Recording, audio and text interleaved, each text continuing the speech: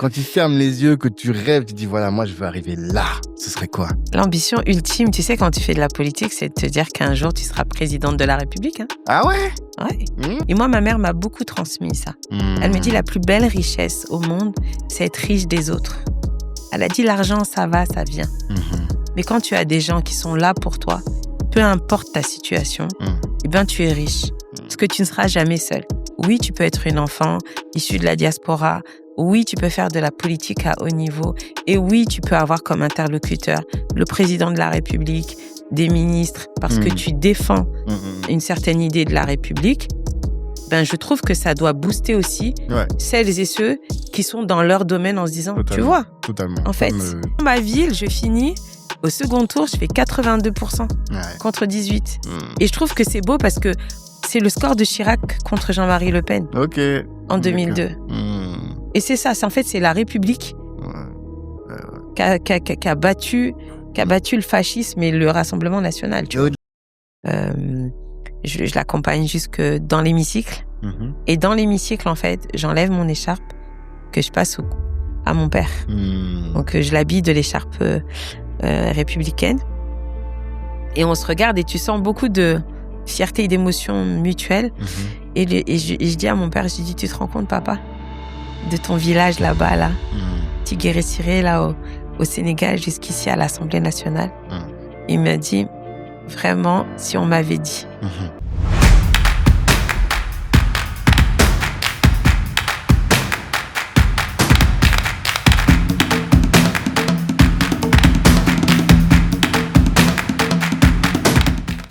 Avant de démarrer ce podcast, prenez un temps pour regarder dans la description du podcast. Qu'est-ce que vous allez retrouver? Vous allez retrouver des éléments qui doivent vous permettre de grandir en tant qu'entrepreneur. D'abord, on a le e-book. Ce e-book s'appelle Réussite. 10 conseils pour les entrepreneurs afro-caribéens. Vous avez 5 entrepreneurs qui sont soit partenaires de fonds d'investissement, soit qui ont des boîtes, qui ont fait plusieurs dizaines de millions de chiffres d'affaires et qui vous donnent leurs conseils pour la réussite. Notre but à nous, c'est que vous passiez au niveau d'après. À côté de ça, vous avez un autre lien. Dans ce lien-là, vous allez avoir des informations concernant tous les dispositifs de Black Mentor qui doivent vous permettre de passer au niveau d'après. Vous allez avoir nos business clubs. Dans ces business clubs, on fait de la formation, du mentorat, et des masterminds. Mais vous pouvez aussi nous partager tous vos besoins en matière de financement, en matière d'accès à une communauté. Vraiment, sachez-le, Black Network est la solution pour vous permettre de passer au step d'après. Allez dans la description et cliquez seulement. Madame Djenaba Diop, bonjour. Bonjour Tanguy. Ça va? Impeccable, et toi? Très très bien, je suis vraiment très content de te recevoir. Moi aussi, très heureuse d'être là. Merci vraiment pour tout, merci pour ça en tout cas. Merci parce que tu es très disponible. Ouais, à chaque fois que je t'appelle, tu viens, tu te déplaces et tout. C'est normal, c'est la famille. On s'en rend pas compte en fait, tu vois. Et des fois, il y a deux choses. Des fois, on met les députés sur un tel piédestal qu'on n'ose même pas leur parler. C'est vrai. Vois, première chose. Et aussi, parfois, on a l'impression que il y a des gens, quand ils sont arrivés en haut, ils ferment la porte, tu vois, et ils tirent la couverture vers eux. Et toi, t'es pas du tout dans cette dynamique-là. T'es vraiment open, disponible, partageuse aussi. Je crois que c'est important parce que je crois que surtout quand t'es député de la nation, il faut jamais oublier comment t'es arrivé là. T'es arrivé là parce qu'il y a un moment donné, des gens t'ont fait confiance, ils t'ont apporté leur suffrage et donc tu leur dois aussi ton mandat. Et parce que j'estime que je leur dois mon mandat, j'estime que, je dois toujours être accessible, disponible. Il faut aussi que je rende compte de mon action à l'Assemblée nationale. Tout le monde ne comprend pas toujours ce qu'on y fait, les différentes subtilités. Et puis, je crois aussi que il y a un devoir de comment dirais-je, de représentativité, d'exemplarité. Et quand, comme moi, tu es une femme noire à l'Assemblée nationale, que tu as reçu beaucoup d'amour, de messages quand j'ai été élue, de gens qui disent mais ça fait tellement de bien d'avoir quelqu'un qui nous ressemble à l'Assemblée. Vous êtes combien? 6? On est 6 vraiment issus d'Afrique subsaharienne. Et si tu rajoutes nos cousins et cousines afro-descendants des pays des océans, comme dirait ma sœur Béatrice Bellé, on est à peu près une vingtaine. Sur 577, c'est dire à quel point le gap c'est très peu. C'est très peu. On est à peine, voilà, c'est 5%, moins de 5% ouais. qui représentent. Donc, l'Assemblée nationale n'est pas à Représentatif. l'image Ouais. de notre belle nation française. Mhm. Et c'est pour ça que on doit faire encore plus que les autres. C'est ça. Qu'est-ce que toi, tu te dis que tu dois faire? Parce que, en fait, le fait d'être dans cette situation peut amener à différents résultats. Il y en a qui vont dire, je vais faire plus de bruit. Il y en a qui vont Mmh. dire, je vais faire mieux, ou je Mmh. vais ramener d'autres. Qu'est-ce que ça t'impacte qu'est-ce que ça suppose comme Moi, je me dis qu'en conséquence? fait, il faut que les autres se disent: «Bah, si elle y est, c'est que moi aussi je peux». Mmh. Ça donne envie aux gens de s'engager. Mhm.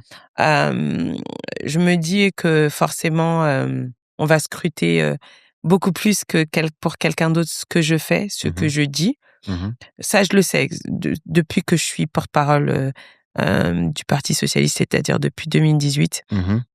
J'ai senti que ce que je pouvais dire ou faire était beaucoup plus, scruté Ouais. que, mes homologues porte-parole, qui ne sont pas issus de la Déjà, tu es diversité. beaucoup plus exposé. Moi, je suis Tu beaucoup vois, plus je pense exposée. à Sibeth, là, Mmh. la pauvre. Mais bien Même si on sûr. n'est pas d'accord avec tout ce qu'elle Non, fait, mais, et évidemment, et je crois mais, que c'est pour ça qu'on a, ce devoir de bienveillance aussi envers les gens ouais. de notre communauté. On Mmh. l'est pas toujours.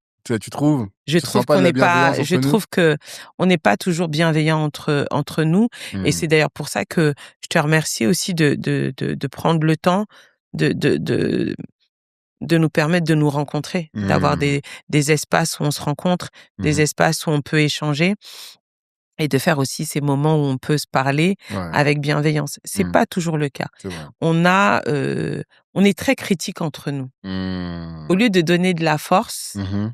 on est parfois celles et ceux par qui la critique arrive, Mmh. même, plus que par les autres. Ouais. Et je crois que on nous demande pas, je crois que tous celles et ceux qui sont dans ma situation, dans ta situation, où on fait de notre mieux dans notre domaine et qu'on commence à avoir de la reconnaissance, on ne demande pas à ce que les gens nous cirent les pompes, mais Oui. juste, Ouais, ouais. nous tirez pas dessus. Et surtout, pas de prime abord. Parce qu'en fait, quand Exactement. tu as fait une connerie, on te tire dessus. Bon, OK. C'est de Tu bonne as fait guerre. n'importe C'est quoi, de bonne OK. guerre.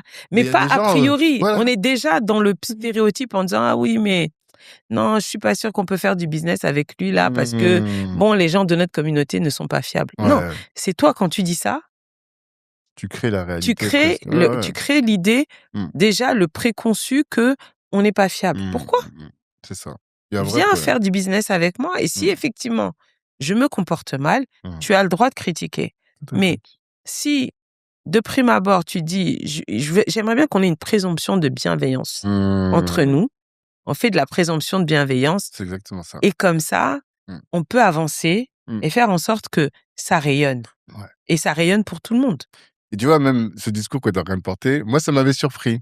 Mmh. En fait, pour ceux qui ne savent pas, tu étais à l'événement du Club Efficience. Oui. C'est là que je te découvre. Mmh. Je t'entends ton discours, je dis, mais pourquoi elle n'est pas dans Black Network, elle? Comment ça se fait que on partage tout ce que tu disais? Il n'y a rien Ouais, où je pouvais dire non, ça, je signe pas. Tout, je ouais, signais. Je dis, ouais. mais comment ça se fait qu'on se connaissait pas? C'est vrai. J'ai dit, la vie, vraiment, bah, après, Vraiment. Et maintenant, puis tu vois, je suis très contente que justement cette rencontre au Club Efficience nous ait permis d'être connectés, parce que je pense qu'on manque de ça aussi. Ouais, ouais, C'est ouais. pour ça que je te remercie aussi de faire, des endroits, des galas, des cocktails où on peut se rencontrer, Mmh. où on peut échanger, où on peut se dire: «Ah oui, en fait, il y a des gens qui me ressemblent C'est ça, et qui font de l'excellence dans leur domaine», c'est ça. et c'est inspirant. Tout à Moi, fait. je suis ressortie de ce dîner, Mmh. de Black Network, j'ai été boostée Mmh. à 2000% Ah, en me disant: «Putain, mais ça fait tellement de bien mmh. de voir qu'il y a des avocats, il y a, des gens qui font du business, des gens qui font de la formation, des gens qui ont, des attaches partout dans le monde, à Mmh. l'international». Mmh. Et donc je me dis, si moi, à mon modeste niveau, en étant à l'Assemblée nationale, j'arrive à faire rayonner le fait que, oui, tu peux être une enfant issue de la diaspora, oui, tu peux faire de la politique à haut niveau, et oui, tu peux avoir comme interlocuteur le président de la République, des ministres, parce que Mmh. tu défends Mmh, mmh, mmh. une certaine idée de la République. Ben, je trouve que ça doit booster aussi Ouais, celles et ceux qui sont dans leur domaine en se disant: «Tu totalement. vois, Totalement. En fait, C'est c'est ce jour-là où possible. Mamadou il disait ça, il disait que de Sako, chacun devait dans son domaine être le Le meilleur. On meilleur. a besoin. Je sais que si Exactement. j'ai besoin d'un sujet politique, je vais parler avec elle, elle va être bonne. Si je vais parler avec Exactement. un sujet d'investissement, je parle avec l'autre. C'est tac, tac, tac, Totalement. tac, tac. Nous, Totalement. notre travail, c'est de référencer tous ces gens-là, quoi, tu vois. Ben, vous faites un Vraiment. travail qui est précieux Merci. et qui est un travail, en fait, dont on a vraiment besoin. Merci. C'est Merci. vraiment important de pouvoir continuer à référencer, à connecter, à faire en sorte qu'on se dise ce que je fais, c'est pertinent Et je suis pas seul à et le je suis faire. pas seule. Ouais, je suis pas seul. Vraiment. Merci. Sur ces mots d'introduction, j'ai ma première question que je pose toujours, que je t'ai pas encore posée, Ouais. qui est celle de l'ambition ultime. Toi, aujourd'hui, voilà, tu as été prof, tu es député, tu vois, tu fais ton ascension. C'est quoi le sommet là que tu souhaites atteindre? Quand tu fermes les yeux, que tu rêves, tu dis, voilà, moi, je veux arriver là. Ce serait quoi? L'ambition ultime, tu sais, quand tu fais de la politique, c'est de te dire qu'un jour, tu seras présidente de la République. Hein. Ah ouais? Ouais, vraiment. J'espère qu'un jour, dans notre pays, une femme noire ou un homme noir pourra se dire « Je peux porter l'ambition d'être présidente de la République et d'être celui, celle qui représente sa nation. » Avant ça, évidemment, j'espère que j'aurai l'opportunité d'être ministre. Ouais. Parce que quand tu es député, ce que tu vises, que tu te l'avoues ou pas, c'est d'être ministre. Okay. C'est d'avoir un portefeuille, de travailler sur des sujets, représenter ton pays. C'est vrai que moi, par exemple, être ministre des Affaires étrangères. Ok. Toi, c'est les affaires étrangères qui t'intéressent? Ouais, moi, je suis commission des Affaires étrangères. Travailler sur les affaires étrangères, vraiment. Sur Qu'est-ce qui te... Parce que moi, j'ai pensé à l'éducation tout de suite quand tu as parlé de l'insertion professionnelle, mais non. Justement, j'ai été enseignante et je pense que en termes d'éducation, je veux pas être là où on m'attend, tu vois. Et c'est vrai que quand je suis devenue députée, je me suis posé la question de me dire, bon, alors, quelle est la commission que tu vas choisir? Parce qu'on a 8 commissions permanentes et chaque député appartient à une commission. Et je me suis dit, en fait, je vais pas aller à la commission de l'éducation parce qu'il y a des camarades à moi qui font ça très bien. Par exemple, Fatia Kelouachi était présidente de la commission, députée de Rony. Voilà, députée de Rony, qui a fait le repas à 1 € pour les étudiants, etc., etc. Je me suis dit, c'est quoi ma plus-value? Là, j'ai pas de plus-value parce que les sujets que j'aurais pu porter, elle le fait déjà et elle le fait très bien. Donc, je me suis dit, toi, t'arrives, qu'est-ce que tu vas pouvoir porter? Je me suis dit d'abord, les conflits oubliés. Tous ces conflits dont on ne parle quasiment jamais. Comme lesquels? Comme le Soudan. Ouais. Le Soudan, c'est quand même une des plus grandes famines aujourd'hui. C'est le plus grand nombre de déportés qui se déversent au Tchad. Moi, je suis allée visiter, au tout début de mon mandat en tant que députée, je suis allée avec l'ONG Action contre la faim, je suis allée au Tchad. J'ai passé 5 jours où j'ai visité les camps d'Adré et de Métier. Quand tu vois ils étaient à peu près 45 000 personnes bloquées dans un camp. Dans ce camp, 900 latrines pour 45 000 personnes. C'est 1,5 fois la population à peu près des Mureaux. Je me suis dit, en fait, quand tu vois ça, tu reviens à ta place. Et tu te dis, moi, comment je peux faire concrètement pour aider tous ces gens-là qui sont déplacés à cause de la guerre, qui ont vécu des horreurs, des femmes qui ont subi des viols, des violences absolument innommables. Toi, t'arrives et en fait, à ton petit niveau, quand on fait le budget de notre pays, eh bien, il y a toute une partie qui s'appelle l'aide publique au développement. Et ben, tu dis que quand chaque euro que tu vas mettre là-bas peut sauver la vie d'une personne. Et là, tu te sens utile. Et là, tu te dis, il faut que j'appuie justement l'action des ONG. Et donc, toi, ton travail, c'est ça? C'est ça. Moi, ça fait partie des choses que je fais. C'est aussi travailler sur les relations internationales. C'est comment la France se positionne, notamment en ce moment, en pleine crise politique. J'ai été l'oratrice, par exemple, de mon groupe sur un débat qu'on appelle un débat 50-1 sur la situation politique. Et là, c'était sur la situation au Proche et au Moyen-Orient. J'avais 5 minutes pour donner un peu la vision de mon groupe sur ce qui se passait là-bas. C'était la première fois que je me suis rendue au Perchoir. Voilà. Et voilà, ça fait partie des choses que je fais. C'est-à-dire que je vais porter la vision, les sujets pour mon groupe. De la même manière, je vais aller discuter des droits humains. Comment est-ce qu'on préserve le droit des filles? J'ai été marraine d'un événement, un colloque à l'Assemblée nationale pour la Journée internationale du droit des filles. Comment est-ce qu'on préserve ces jeunes femmes? On sait très bien que lorsqu'il y a des conflits, celles qui sont les premières victimes, ce sont les femmes, ce sont les filles. Donc voilà, ça fait partie des sujets que je porte, mais aussi je porte les sujets de francophonie, parce que je suis la présidente de l'Assemblée, vice-présidente de l'Assemblée parlementaire de la francophonie, présidente de la section France. Donc je représente la France sur ces questions de francophonie. Je me déplace beaucoup à ce sujet. La dernière fois, je suis allée à Andorre. Là, je vais me rendre au Cambodge au mois d'avril. Je serai au Cambodge pour discuter justement de la coopération entre les parlementaires qui ont le français en partage comme patrimoine. Il faut savoir que l'Assemblée parlementaire de la francophonie, au départ, c'est quelque chose qui est fondé par Senghor. C'est un des fondateurs. Et il dit, quand les États ne peuvent plus se parler, les peuples doivent continuer à se parler et ce sont les représentants du peuple qui doivent le faire. Et c'est pour ça qu'il a fait l'Assemblée parlementaire de la francophonie. C'est plus de 90 pays qui discutent et on a vécu un moment fort l'année dernière au moment de la 50e session qui a été accueillie à Paris. On était avec la présidente de l'Assemblée nationale, Yael Braun-Pivet, le président du Sénat, Gérard Larcher. On avait une trentaine de présidents d'Assemblée nationale venus de tout le continent. C'était où? À Paris, t'as dit? À Paris, c'était à Paris. Et à ce moment-là, on a réussi à faire dialoguer la RDC et le Rwanda. Ah, c'est à cette occasion-là? C'est à cette occasion-là. Et on a eu une accolade où les gens ont pu discuter. Alors que ça faisait des mois qu'on n'arrivait plus à les faire dialoguer. On a pris une résolution et ils ont dialogué. Donc, tu vois, ça fait partie des choses que j'arrive à faire grâce à mon rôle de député. Ok, d'accord. Alors, vous kiffez l'épisode, ça se passe, mais est-ce que vous avez pris le temps quand même d'aller regarder dans la description, d'aller checker le e-book ou d'aller checker les liens? Franchement, c'est important. Faites-le. Allez, bon épisode. Mais là, on entend beaucoup de représentations, tu vois. Mais concrètement, comment est-ce que ça change la vie? Concrètement, tu vas sur le terrain. Moi, j'ai une permanence parlementaire. Donc, j'ai 2 collaborateurs. Un collaborateur qui s'appelle Maxence qui travaille avec moi sur mes sujets à l'Assemblée nationale et j'ai une collaboratrice qui s'appelle Yasmine. C'est elle qui gère mon emploi du temps. Quand justement, je dois rencontrer... Je fais une permanence le lundi, le jeudi et le vendredi quand je suis pas à l'Assemblée. Je reçois... Les gens viennent me demander un rendez-vous. Trop de sollicitations diverses et variées. Et j'écoute les doléances. Ça peut être sur le logement, ça peut être sur l'accès aux soins, ça peut être sur le renouvellement de titres de séjour. Mais comment toi, qu'est-ce que tu fais après? T'appelles le préfet? Après, moi, j'appelle le préfet.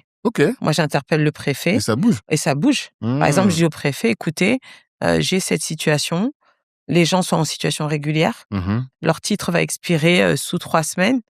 On sait que c'est en fabrication, on en est où? Sinon, si ça expire, en fait, ils perdent leur boulot, ils perdent leur prestation.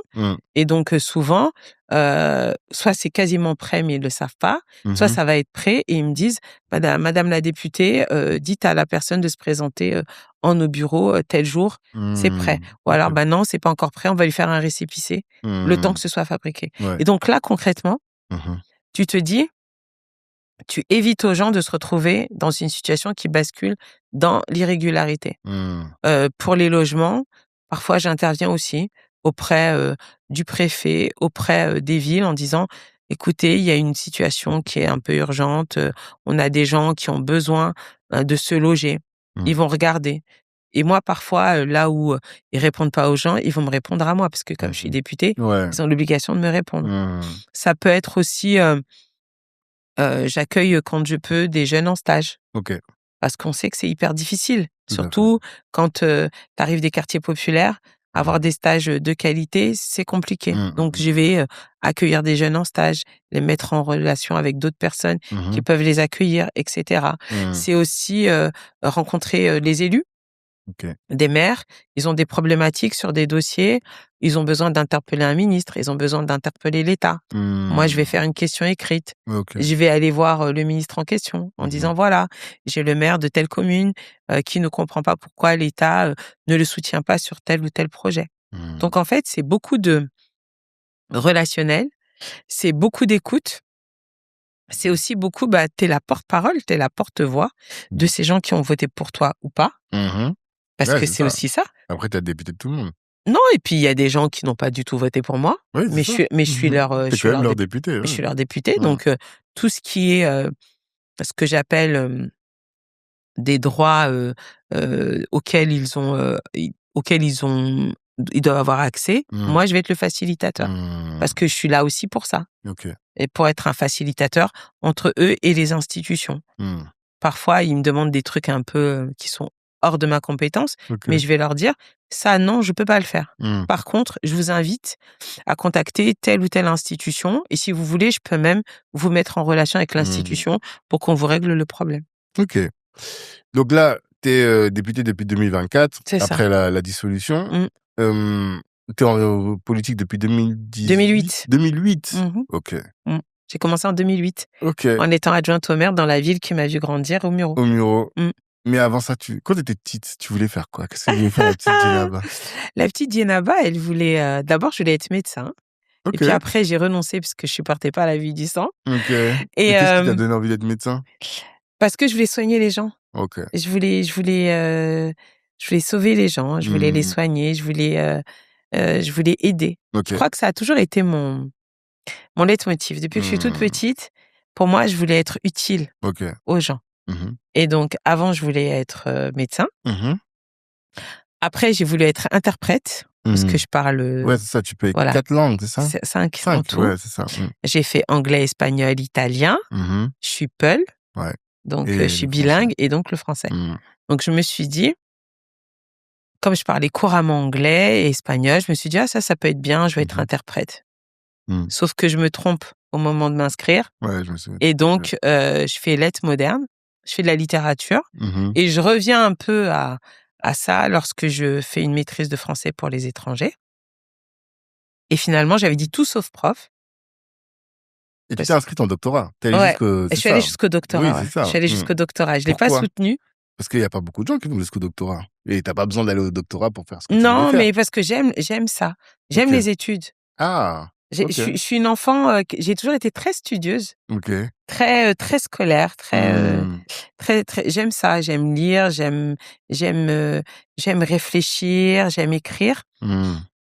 Donc, je suis allée jusqu'au doctorat et puis ma défunte maman, c'était son truc en fait, parce que elle avait arrêté les études en CM2, mais c'était quelqu'un qui était très, c'était une intellectuelle, ma mère. C'était quelqu'un qui aimait beaucoup les études. Il y avait beaucoup d'intellectuels dans sa famille. Et elle me disait, faut faire des études, ma fille, il faut aller le plus loin possible. Mes parents m'ont beaucoup portée. Je fais partie de cette génération. J'ai été une des premières à faire des grandes études. Tu étais la plus grande de ta famille? Ouais, je suis l'aînée. C'est ça. Je suis l'aînée de la fratrie. Et donc, du coup, mes parents m'ont beaucoup portée sur ce sujet d'études. Je suis allée jusqu'au doctorat et puis après, mon père a été licencié économiquement par Renault en 2004. Et donc, du coup, il fallait faire bouillir la marmite, quoi. Ok, c'est toi qui t'es retrouvée être la chef de... Voilà, ouais, j'ai été la chef de file. Quoi. Ouais, vraiment, j'étais la chef de file. Et j'ai commencé à travailler, je participais à la maison, ma mère, elle bossait aussi.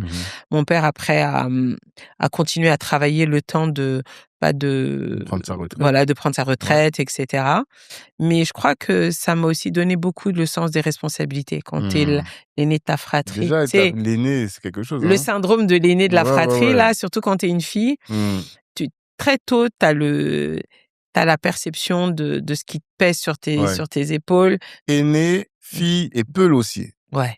Et j'ai l'impression, je parle à chaque fois que je parle avec les Peuls, je commence à me rendre compte que il y a un mode de fonctionnement qui est très traditionnel. Ah oui. Et donc, ça fait que toi, tu dois porter toutes les responsabilités de la chef, quoi. C'est ça. Il faut savoir que chez les Peuls, il y a ce sens de la responsabilité qu'on t'apprend très tôt. Ok.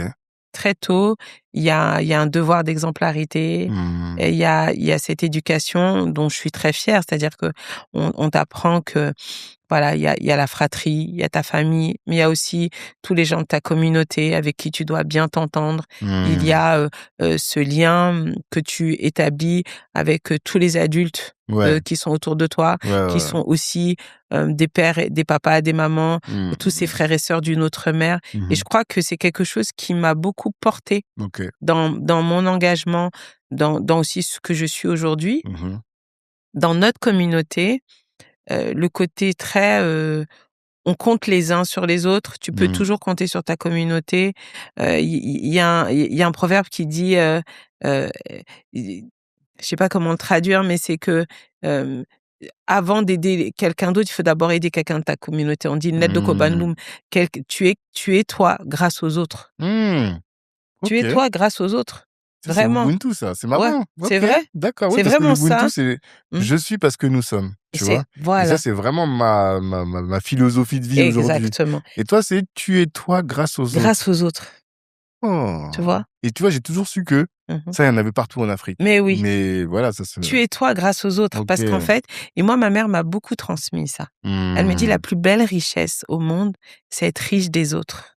Elle a dit: «L'argent, ça va, ça vient. Mmh. Mais quand tu as des gens qui sont là pour toi, peu importe ta situation, Mmh. eh bien, tu es riche Mmh. parce que tu ne seras jamais seul». Mmh. Et je crois que c'est ce qu'on a construit autour de notre communauté Peul, c'est que ça a ses côtés aussi un peu fatigants parce que tout le monde est toujours en train C'est de regarder ça. ce que tu C'est fais. C'est pesant. très pesant, Ouais, ouais. mais en même temps, tu sais que dans les moments où tu en as le plus besoin, tu n'es jamais seul. Tu n'es Mmh. jamais face à toi-même. Mmh, mmh, Il y aura mmh. toujours quelqu'un pour te porter, pour t'épauler dans les moments où tu en auras le plus besoin. Ah, ça, c'est fort.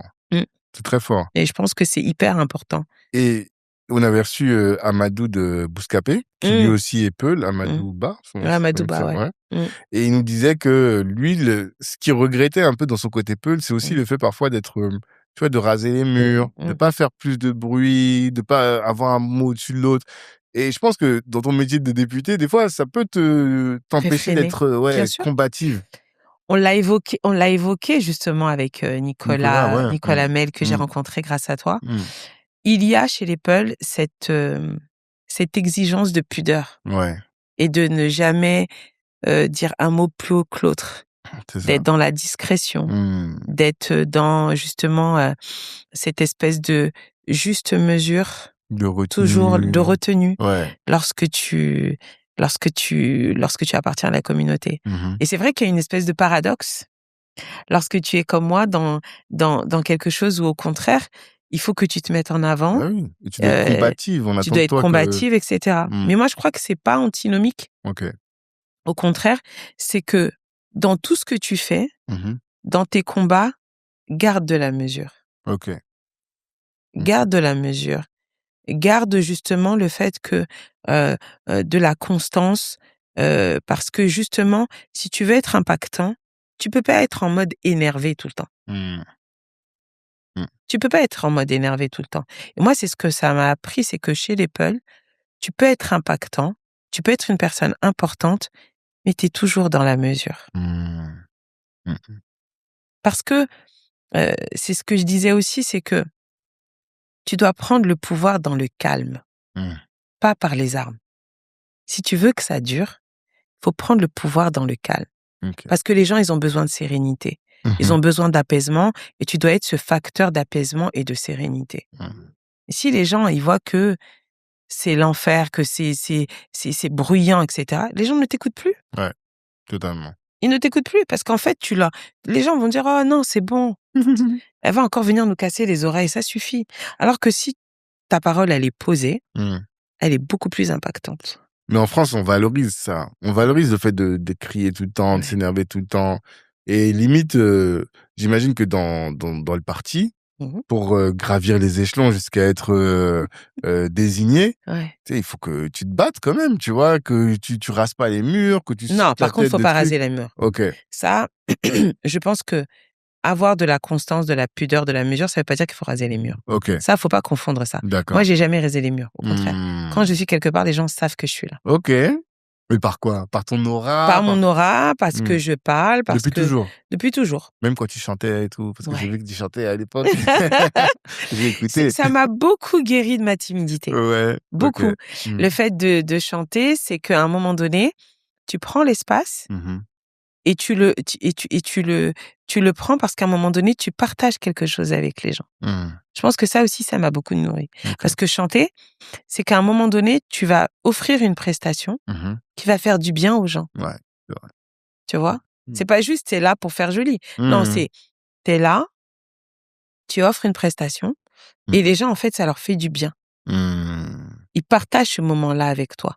tu établis des connexions avec les gens. Et je crois qu'en politique, c'est aussi ça. Ok. Il suffit pas d'être là. Il faut que tu sois en capacité d'avoir des connexions avec les gens et que ton action, elle apporte aux gens. Tout à fait. De la même manière. Si tu es là pour être là, les gens vont dire, bon, lui, là, c'est gentil, hein, mais il a fait quoi depuis qu'il est arrivé? Rien. Si tu n'as pas d'action impactante qui apporte au quotidien des gens, bah, au bout d'un moment, tu as un beau parleur, mais les gens vont se lasser et ne vont plus faire attention à ce que tu dis ou à ce que tu fais. Ouais. Eh bien, c'est de la même façon. Quand tu chantes, si tu n'es pas capable Là, moi, je reprenais des répertoires de gens connus. Ok. Donc, je replongeais les gens dans des connexions, des chansons qu'ils aimaient, etc. On a fait aussi de la production. On écrivait nos propres chansons avec mes copains à l'époque quand j'étais adolescente. Et bah, ça te demande aussi de mettre à nu un certain nombre de choses, de les mettre par écrit, d'essayer de traduire des émotions et donc de chercher la connexion avec les gens. Moi, quand je fais de la politique, c'est aussi ça, c'est que je vais chercher la connexion avec les gens en apportant des solutions concrètes à leur quotidien. Ok. C'est par exemple quand sur mon premier mandat, je suis adjointe à l'éducation. À la fin de l'année, on me dit bah qu'est-ce que tu as envie de faire comme action à la tu vois pour nos jeunes, etc. Je dis bah j'ai dit bah je sais pas. Qu'est-ce qu'on peut faire? Je dis bah nos jeunes de CM2. J'ai offert un dictionnaire à tous les élèves de CM2 de ma ville. Ok. Et je leur ai mis un petit mot en se disant, bah voilà, voici ce petit, tu arrives à la fin d'un cycle, l'année prochaine, tu arrives au collège, ça va être un nouvel, voilà, ça va être un nouvel univers. Eh bien, je t'offre ce dictionnaire pour que tu puisses avoir des mots qui vont t'accompagner, des mots qui vont te permettre de grandir, des mots aussi pour rêver, des mots aussi pour t'inspirer et pour aborder sereinement cette nouvelle étape. Une nouvelle vie, presque. Voilà, Ouais, c'est presque ça. une nouvelle vie parce que c'est quand même pas rien quand tu passes de l'élémentaire, tu vas Bah au oui. collège. Donc, je voulais que ce moment-là, je puisse l'accompagner. C'est quand j'ai été adjointe à la culture, mettre en place des stages de découverte d'instruments avec le conservatoire. Des enfants qui en sont totalement éloignés. Pour leur montrer que oui, tu peux faire du violon, de la trompette, de la guitare, etc. Et quand ils ont fini ce moment de... tu vois, un peu d'initiation. Au bout d'une semaine, ils jouent un petit morceau, parce que c'est les profs. Si ça t'a plu et que vraiment ça te plaît, Tu continues. eh ben, on offre 1 an au conservatoire Ok. aux gamins qui ont été les plus assidus, etc. Et j'ai des jeunes qui ont commencé à faire de la guitare sèche, du violon, de la trompette, qui Grâce à n'en ça. auraient jamais fait Bah oui. s'ils n'étaient pas passés par là. Donc, tu vois, c'est à chaque fois, qu'est-ce que je peux leur apporter pour que concrètement, ils se disent, ah, mais tiens, c'est grâce à Madame Diop qu'on a pu avoir cette opportunité. Je crois que c'est ça, mais être dans la mesure, être dans la justesse et pas être dans quelque chose le combat, c'est pas forcément la bagarre. Moi, c'est ce que je dis toujours à mes jeunes. Ok. Le combat, faut boxer avec les mots, pas avec les poings. Si tu veux qu'on te respecte, boxe avec les mots. Il t'écoute? Ouais. Parce que ce qu'on sait pas là, c'est quels étaient les étudiants que tu avais, quel âge, Ah, quelle moi, je les avais en classe? révolution hormonale. Moi, je Ouais. les ai entre 15 et 18 ans. Ouais. Là où C'est là où Ouais, ça castagne. Et j'étais prof de français et d'histoire-géographie. C'est pas leur domaine de prédilection, en plus en lycée professionnel. Ouais. Non, c'était leur donner des bases pour qu'ils s'expriment correctement, pour qu'ils puissent aussi, bah, justement, argumenter, Ok. qu'ils aient aussi une connaissance de leur histoire, les reconnecter à l'histoire de leur pays, Ok. les reconnecter aussi au fait d'être un citoyen. Que leur voix, elle va compter parce que ils vont arriver à un âge quand je finissais de les avoir, en général, ils avaient 17-18 ans. C'est l'âge où tu commences à avoir le droit de vote, le droit de t'exprimer, de choisir aussi qui va te représenter. Donc, tout ce parcours un peu citoyen que j'ai fait en étant enseignante et ensuite en étant adjointe au maire et aujourd'hui en étant députée. Mais pourquoi tu te lances en politique? Du coup. Parce que bon, député finalement, c'est que c'est une autre étape de ton engagement qui a démarré il y a longtemps. Quel est le jour 1 où tu te dis bon, vas-y maintenant? Ah, le jour 1, c'est pas moi qui décide. On vient me chercher. Ok, d'accord. C'est Papa Walid Anfaka qui à l'époque est secrétaire de section du Parti socialiste et qui est aussi adjoint au maire à la ville des Mureaux. Ok. Qui est Ma mère est d'origine présidente. sénégalaise. Des origines sénégalaises. Ma mère est adjointe au maire. Ma mère est pas adjointe au maire, mais elle est présidente d'association. Ok. Tout le monde la connaît. Mhm. Elle fait partie de cette première génération qui est arrivée. Moi, ma mère, elle arrive aux Mureaux en 1973 Mhm. avec mon père. Papa, il est en France depuis 1966. On fait Mhm. partie de ces premières Ah oui. familles. 66. 66, papa est arrivé. Il peut te raconter mai 68, Bah oui, ça l'arrivée de la date. carte de séjour par Valéry Giscard d'Estaing, Ok. l'arrivée au pouvoir de Mitterrand en 81. Mhm. J'ai des parents très politisés, Mhm. très Mais impliqués. ça vient d'où Bon, après, tous nos parents ont été souvent politisés. Politisés parce qu'en fait, ils Mm. suivaient beaucoup ce qui se passait au Sénégal. Ouais. Moi, mes parents ont toujours voté pour Mhm. les élections au Sénégal. Ok. Ils étaient inscrits sur les listes, etc. Mhm. Donc, je pense que c'est de là aussi que me vient mon engagement très Mhm. militant, très tôt. Mes parents sont militants, ils sont hyper engagés. Mhm. Donc, Papa Wally vient me voir en me disant, écoute, bon, l'année prochaine, c'est les élections municipales. On a Mhm. discuté avec François Garé, qui est maire des Mureaux. D'ailleurs, il finit son dernier mandat. Il dit, non, on voudrait que tu nous rejoignes. Mais toi, t'étais pas engagée à ce moment-là. T'étais juste fille de associative. J'étais la fille de la présidente de l'association des parents de la Vigne Blanche. C'est tout. Ok, c'est tout. Non, ouais, mais en plus, j'avais 34. Ok. Et donc, Ouais. je... On aurait pu te voir apparaître depuis, mais en Non, fait, toi, c'était pas moi, ton sujet. moi, c'était pas mon sujet. Moi, j'étais Hmm. vraiment l'enfant sage, étudiante, j'étais prof. Hmm. La politique, je pensais que c'était pas pour moi. Ok. Pour moi, c'était vraiment un truc d'élite. Mais qu'est-ce qui fait que t'acceptes? J'accepte parce que il insiste et Mhm. ma mère me dit, faut faire, faut aller. Hmm. Mes Mhm. parents me disent, faut aller, Vas-y, faut tente. aller faire, tente. Hmm. T'as rien à perdre. Hmm. Moi, je me dis, mais j'ai jamais fait de politique, en fait, tu te rends pas compte. Il me dit, t'inquiète pas, c'est pas compliqué. En plus, t'es un exemple pour les enfants de la ville, tout le monde te connaît, t'as fait des études, t'es prof. Nous, on veut que tu nous rejoignes. Mhm. Me voilà Ah, projetée. non, ta mère était pas encartée, elle. Non. Ok. Non, maman était pas encartée. Ouais, Elle était vraiment dans présidente l'asso. d'association. Elle n'est pas encartée. Mhm. Elle faisait partie de ces mamans de la ville que Ouais. tout le monde connaissait parce qu'elles étaient très engagées Ouais, sur on la va en ville. parler après. Mais pas du tout encartée. Hmm. Mes parents ont toujours voté socialiste. Enfin, ils ont toujours été socialistes. Ok. Donc moi, quand j'ai commencé à voter, j'ai voté C'était à gauche. socialiste. C'était une évidence. C'est une évidence. Tu Moi, fais j'avais pas été partie de bercée par cette ça. génération qui est en défiance par rapport au Parti socialiste. Du tout. Non. Moi, je suis vraiment cette génération Mitterrand, Mhm. où moi, je sais ce que l'on doit au Parti socialiste sous les années Mitterrand. Ok.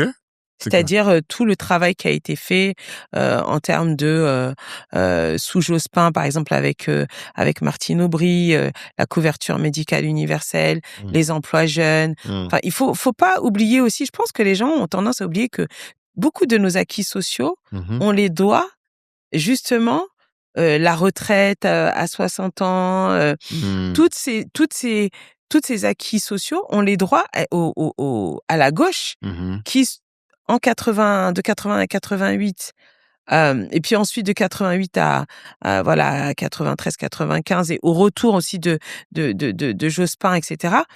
Toutes ces inventées, toutes les choses qu'on a aujourd'hui qui nous semblent évidentes, c'est la gauche. Et c'est sous l'égide du Parti socialiste. D'accord. Il y a une défiance parce que 2012, sous le quinquennat Hollande, il y a deux choses qui font que il y a une déchirure avec le peuple de gauche. C'est la déchéance de nationalité. Ouais. Alors ça, je pense que c'est le dernier coup de poignard, quoi. C'est le dernier coup de poignard. Mais on oublie que, par exemple aussi, sous Hollande, on a les attentats et qu'il arrive à maintenir une concorde nationale et de faire en sorte qu'il n'y ait pas une chasse aux sorcières dans notre pays au moment où on subit les attentats de 2015. Okay. Et ça, que ce soit lui, que ce soit Bernard Cazeneuve, je leur suis vraiment reconnaissante. Okay. Parce que on aurait pu avoir une vraie déchirure dans notre pays à ce moment-là. Et c'est pour ça que les gens ne comprennent d'autant pas cette histoire de déchéance de nationalité. Bah oui. Parce qu'il avait réussi à faire en sorte que la nation soit une et indivisible au moment des attentats. Et là, il nous sort la déchéance de nationalité. Pas de sens. Ça n'a aucun sens. Et je lui ai dit d'ailleurs, je vous reproche deux choses, Monsieur le Président. La déchéance de nationalité Et le vote des étrangers, vous n'avez même pas essayé. Alors qu'on avait tout. Okay. Alors qu'on l'avait promis à nos parents. Et en Toi, 2012, c'est un on de a tes fait... sujets C'est un vrai que sujet. les étrangers qui vivent ici de manière régulière depuis un certain temps puissent voter aux Mais élections mon père, municipales ou aux élections, aux toutes les élections élections? municipales au Ouais, moins, au moins. qui choisissent leur maire. Mmh. Moi, mon père, il est là depuis 1966. Mais c'est énorme. Il est plus muriotin, plus français que moi. Ouais. Et il n'a pas le droit de choisir son maire. Mmh. Donc voilà, et je crois que, et j'entends hein, la défiance qu'il y a aujourd'hui, mais moi je fais partie de cette génération qui sait ce qu'elle doit à la gauche et tout ce qu'on a réussi à obtenir grâce à la gauche lorsqu'elle a été au pouvoir entre 1981 et jusqu'en 95 sous Jospin, la cohabitation. Et après, et même entre 2012 et 2017, il y a plein de choses qui ont été faites. Mais Non, le je pense problème, c'est qu'on s'est éloigné de la promesse qui avait été la nôtre. c'est ça. Et par exemple, l'idée que, en fait, quand tu parles avec beaucoup de gens, ils disent la gauche, c'est touche pas à mon pote, tu vois, l'antiracisme. Mais tu as l'impression qu'en réalité, il y a un autre racisme un peu de classe, quoi. Et toi, est-ce que tu l'as vécu, pas que de classe d'ailleurs, mais Un mépris. C'est même pas du racisme. Je pense qu'il y a un espèce de mépris de classe. supériorité. Alors, il y a le mépris de classe, ça c'est sûr. Mais il y a aussi ce complexe de supériorité de l'homme blanc sur l'homme noir, ou l'homme et la femme noire, tu vois. Est-ce que toi, tu l'as vécu ça au parti? Je dirais pas un complexe de supériorité, mais je pense qu'il y avait effectivement une sorte de plafond de verre. C'est-à-dire qu'on estimait qu'à partir du moment où tu étais adjointe au maire, tu étais conseillère régionale, c'est bien. Ouais. Pourquoi tu vas chercher plus? Pourquoi tu vas aller t'ambitionner et faire plus que ça? Ouais. Déjà, tu as ça. C'est beaucoup. Et je crois que beaucoup d'entre nous aussi avaient intériorisé une espèce de syndrome de l'imposteur. De se dire, ouais, mais c'est bien déjà, tu vois. Parce qu'il y a personne d'autre qui le fait. Il y a personne d'autre qui le fait. Et je crois aussi que plus on sera nombreuses et nombreux à briser ce plafond de verre, à être présents à l'Assemblée nationale, et plus les gens le vivront comme étant quelque chose de normal. Ouais, totalement. Mais en fait, j'ai pensé à ça récemment parce que j'ai écouté le discours de Barack Obama aux funérailles de Jesse Jackson. T'as entendu? Ouais. Et quand j'ai écouté, il expliquait, moi je connaissais pas toute cette histoire-là de Jesse Jackson, comment tout ce qu'il lui-même il s'est présenté aux élections présidentielles, il a fait, il a fini par dire c'est parce que lui il a fait ça que moi je suis arrivé, tu vois. Évidemment. Et du coup la question que je me pose c'est toi, qui sont les personnes qui t'ont ouvert la voie? Tu vois, que tu regardais, tu disais bah en fait elle peut donc moi je peux. Christiane Taubira. J'imagine il y a qu'elle, tu Évidemment, vois, il y a qu'elle au final. Et la vérité c'est que quels sont nos autres mentors? Il y a eu Ramayad, oui. Parce que quand même, elle a été ministre, etc. Ouais. Elle est de ta génération, elle. Et en plus, elle est de ma génération. Ouais. Mais moi, plus jeune, mon seul vrai modèle, c'est Christiane Taubira. Je me disais, tu vois, c'est une femme noire, elle est éloquente, elle est brillante, elle est là, elle défend les choses. Et à la fin, on se dit, si elle y est, moi, peut-être que je peux y aller. Ouais. Mais les exemples restent trop peu nombreux. C'est ça. Enfin, je veux dire, tu as Daniel Obono, Nadège Abomangoli et moi, qui sont issus de l'Afrique subsaharienne. Aujourd'hui, il n'y a que vous trois? À l'Assemblée nationale, il n'y a que 3. Ok. Sinon, ce sont, je te dis, les cousins afrodescendants. Ils viennent des Antilles, de la Guyane, de Mayotte. Ah oui, mais en femme, il n'y a que vous. C'est ça, parce que je suis en train de dire, il n'y a pas d'hommes. Mais si, j'ai pensé à... en homme, il y a Ali Diwara, voilà. il y a Carlos Bilongo et Hervé Berville. Donc c'est tout. 6. T'as vite fait le tour, hein. On est 6. Sur les doigts des 2 mains suffisent, voilà, quoi. ça suffit. Ouais. Il y a un problème quand même quand on est 577. L'Afrique subsaharienne n'est quasiment pas représentée à l'Assemblée nationale. Et pourtant, on sait très bien à quel point, dans les vagues d'immigration de la diaspora, on est très, très nombreux. Donc, pourquoi est-ce qu'on n'y est pas? 1, parce que on part du principe que c'est pas pour nous. 2, parce que les partis ne nous investissent pas. C'est ça. Peu. Et 3, parce que on sait très bien que avant d'y arriver, il va falloir déjà faire sa place au sein de l'appareil politique dans lequel vous évoluez. Mais ça, et c'est là où on peut recouper avec le sujet des élections. Je sais pas, peut-être t'as pas vu le dernier film Banlieusard? Non, je l'ai pas encore vu. Bref, je l'ai vu. Et à la fin, il y a une élection, tu vois, municipale d'ailleurs. Oui. Et le candidat, c'est un rebeu. Et il se bat contre le mec qui était là depuis, tu vois, un vieux qui ne ressemble pas du tout à la population, quoi. Tu vois, on connaît tous ces histoires-là. On connaît ça par cœur. On Voilà. a plein d'exemples. On a trop d'exemples comme ça. Et justement, comme le petit frère là de Kerry, il se mobilise lui aussi pour être candidat. Et ce qu'ils disent, à un moment, ils disent on n'a jamais vu autant de Noirs et d'Arabes se présenter, quoi. Enfin, aller voter. Et c'est parce que eux votent qu'ils arrivent à élire des gens qui leur ressemblent. Et ces gens qui leur ressemblent, boum. Exactement. Maintenant, la crainte qu'on a eue pendant de nombreuses années, c'est que les gens, une fois qu'on les élit, ils arrivent en haut, ils nous oublient. C'est ça. Et je crois que ça a été peut-être un des défauts de celles et ceux qui ont été élus les premiers. Ok. Je crois que il ne faut jamais oublier d'où tu viens, et c'est pour ça que moi, c'est hyper important d'être une députée de proximité. Ouais, et tu disais, tu m'appelles, machin, je réponds. Mais c'est normal. C'est mon rôle.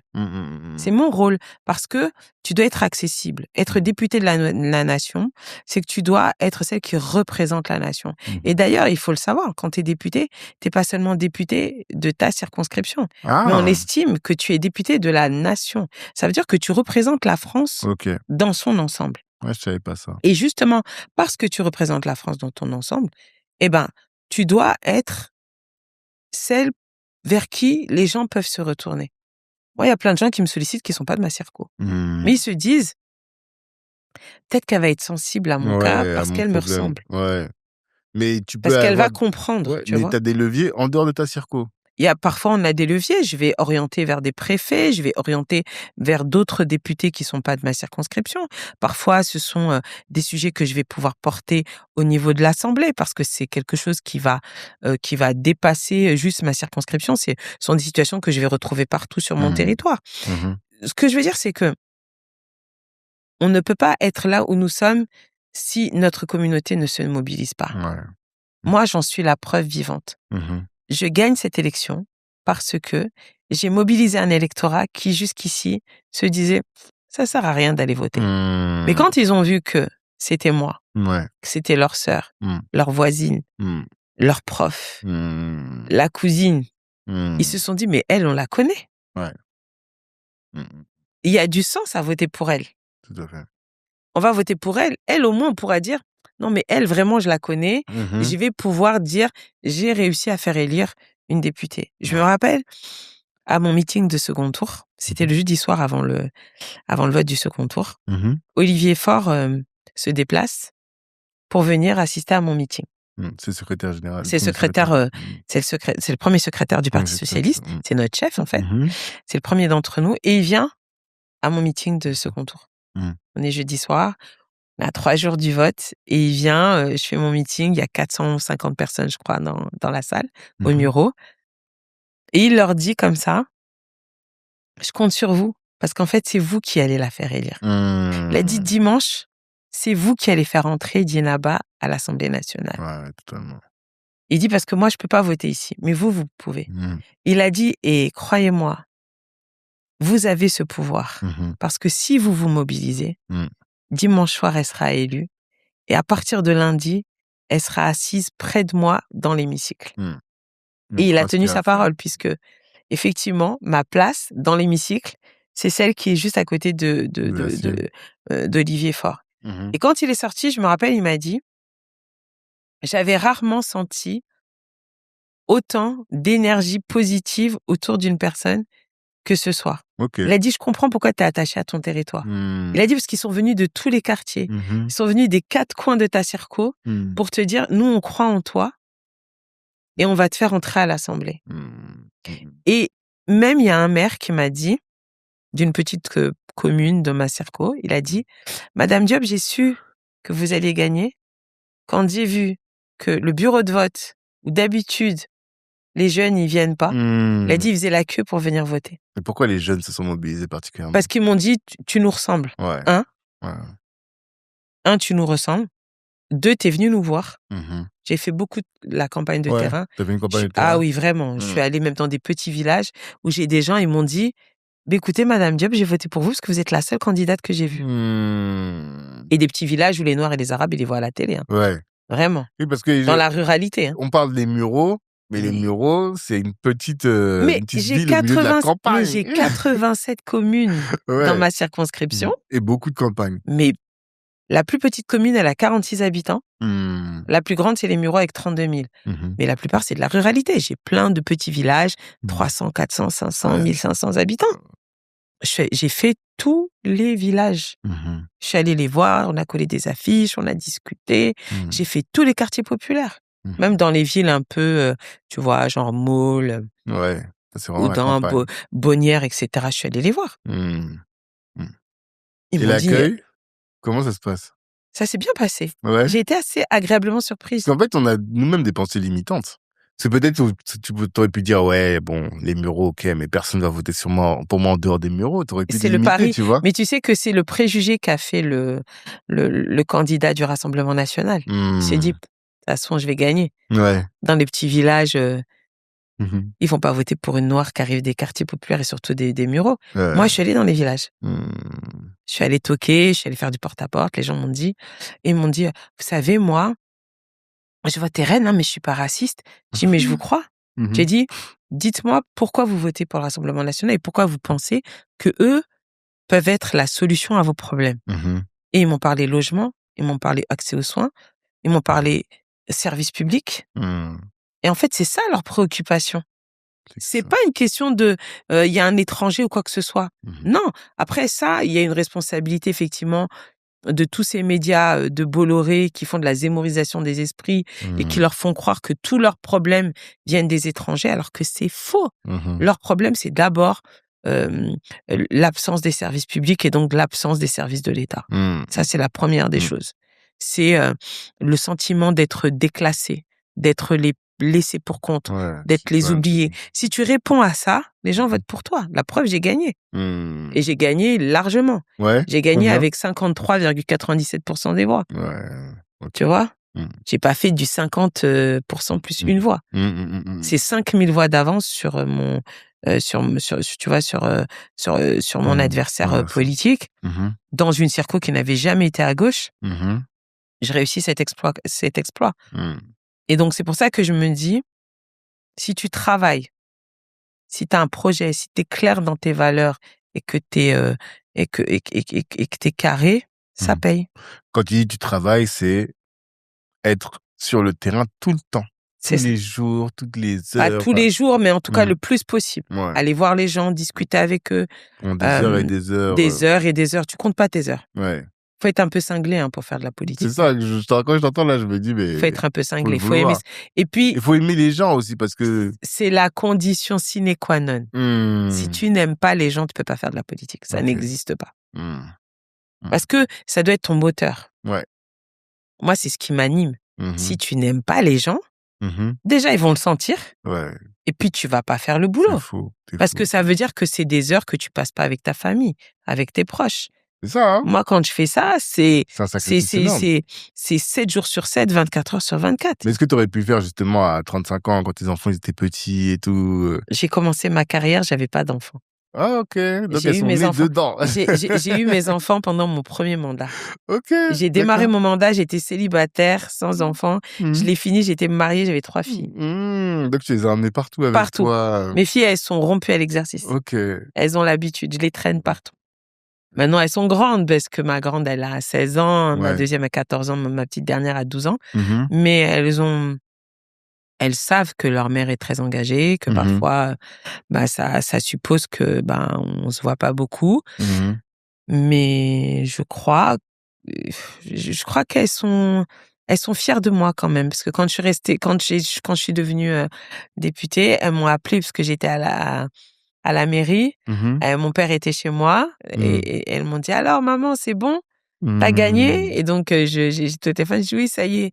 Elles ont crié, elles ont dit, ah, papy, ça y est, c'est bon, maman, elle est députée. Et elles sont venues à l'Assemblée, je leur ai fait visiter, qu'elles voient un peu ce que je fais. Et je sais que j'appelle Mamounette, ma deuxième, parce qu'elle a le prénom de ma maman. Elle m'a dit, c'est la classe quand même, parce que maintenant, quand les gens ils vont te entendre, dire, ouais, tu vois, moi, ma mère, elle est députée. T'imagines? C'est une dinguerie quand même. Hein? C'est une dinguerie. Bah oui. C'est une dinguerie. C'est pas rien. C'est pas rien. Et donc, c'est pour ça que je mesure. Et c'est pour ça que je crois que je je crois que je serais jamais blasée d'être députée. Parce que je mesure à quel point c'est un privilège, c'est un impact et c'est une chance immense de pouvoir dire que tu es député de la nation. Ça, et tu vois, on a parlé brièvement des filles et de l'impact que ça peut avoir sur elles d'avoir une mère comme toi. Mais ce qui nous permet de la tester, c'est que toi-même, tu as eu un exemple de mère. Et j'aimerais bien qu'on parle un peu de ça parce que je pense que on a beaucoup l'idée, les gens qui n'ont pas grandi dans les quartiers, qui regardent un peu les choses de loin, qu'une maman dans les quartiers, c'est quelqu'un qui reste à la maison, qui emmène ses enfants à l'école, qui les ramène. Et moi, j'avais déjà vu, en fait, Moussa m'avait envoyé un reportage sur sa mère, le travail qu'elle avait fait sur l'excision. Et je voyais la femme battante que c'était et tout. Et après, il m'a parlé, il m'a dit, mais tu sais que la mère d'Aïssata, la mère de Djenaba, tout ça, là, c'est des guerrières. J'aimerais bien que tu nous parles de ça. On a la chance avec Moussa Wagué et Aïssata Seck de partager cette fierté, cette chance immense d'avoir été guidées par des mamans qui sont des combattantes, sont des guerrières. Nos mères, elles font partie de celles qui, elles arrivent, elles sont en France, elles parlent bien français, et du coup, elles se disent, nous, on va être des mamans qui vont guider, qui vont protéger aussi nos enfants. Et pas seulement les nôtres, mais tous ceux qui sont près de nous. Pas seulement de la communauté d'ailleurs. Et c'est vrai que moi, j'ai toujours été admirative du combat de la maman de Moussa parce que c'est une maman qui se battait contre un tabou quand même. Parce que l'excision, ça faisait partie de ces traditions où quand t'es une femme, c'est hyper dur de dire que t'es contre ça. Et d'ailleurs, c'est aussi pour ça que ma grande sœur, la grande sœur de Moussa Wagué, Nana Kamara, qui elle aussi fait partie de ces figures qui s'est battue dans le GAMS, dans cette association pour dire non à l'excision. Non à l'excision. En fait, le corps de la femme lui appartient et on n'a pas le droit de le mutiler.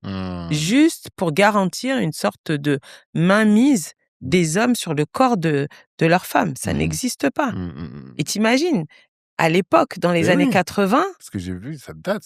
Enfin, je veux dire, c'est pas aujourd'hui, en 2025, 2026, mon corps, mon choix. Non, on est dans les années 80. Et dans les années 80, t'as une maman qui dit non, vous allez arrêter de mutiler nos enfants parce qu'elles ont le droit d'avoir leur propre corps. Et on n'a pas le droit de le mutiler.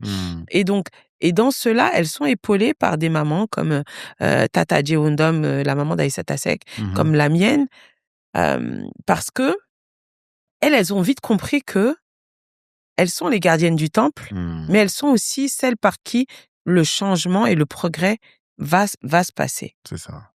Et quand tu es nourrie par ces femmes-là, toi-même, tu peux pas passer à côté. C'est ça. Tu dois porter aussi des combats.